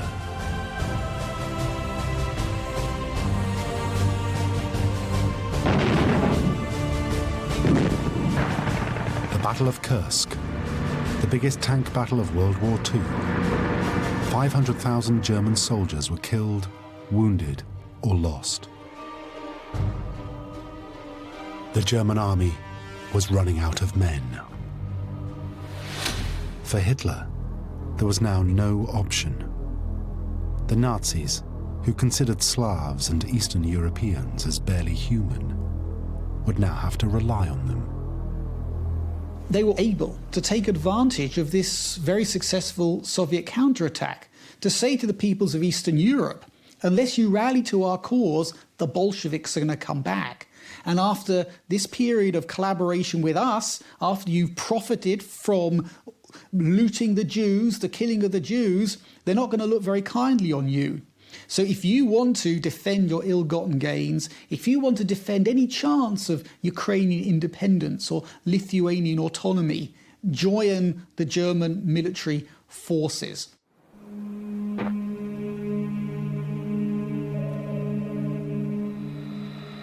The collaborationist police battalions were phased out. Their men transformed into frontline soldiers, fighting for the Germans all over the Eastern Front. Even the elite SS was forced to recruit from the Soviet states. 13,000 men formed an Estonian legion. Himmler even agreed to the recruitment of a Ukrainian SS division.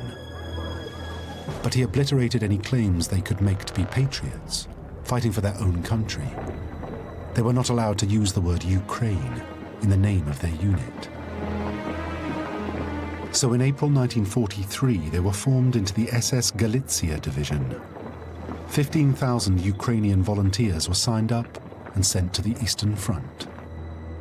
And when the Lithuanian police battalions were disbanded, Antanas Gekas joined a Luftwaffe labor unit and served on the Italian front.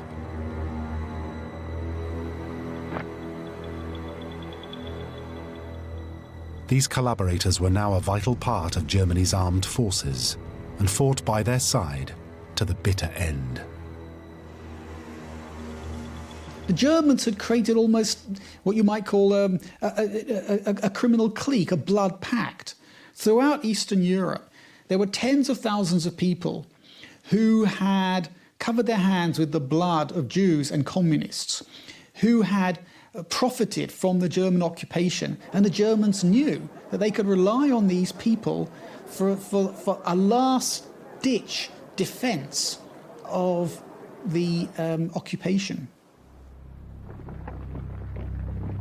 These collaborators, brutalized by years of killing and lawlessness, were now fighting for their lives against a Russian army hell-bent on revenge.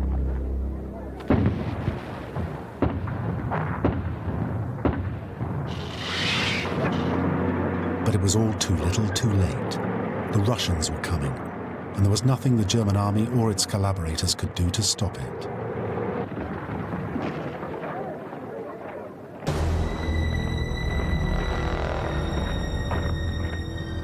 As the war ended, many former Schumer volunteers surrendered to American and British troops and escaped to the west. And there was good reason to run. Many who stayed behind after the war were hunted down by partisans seeking revenge.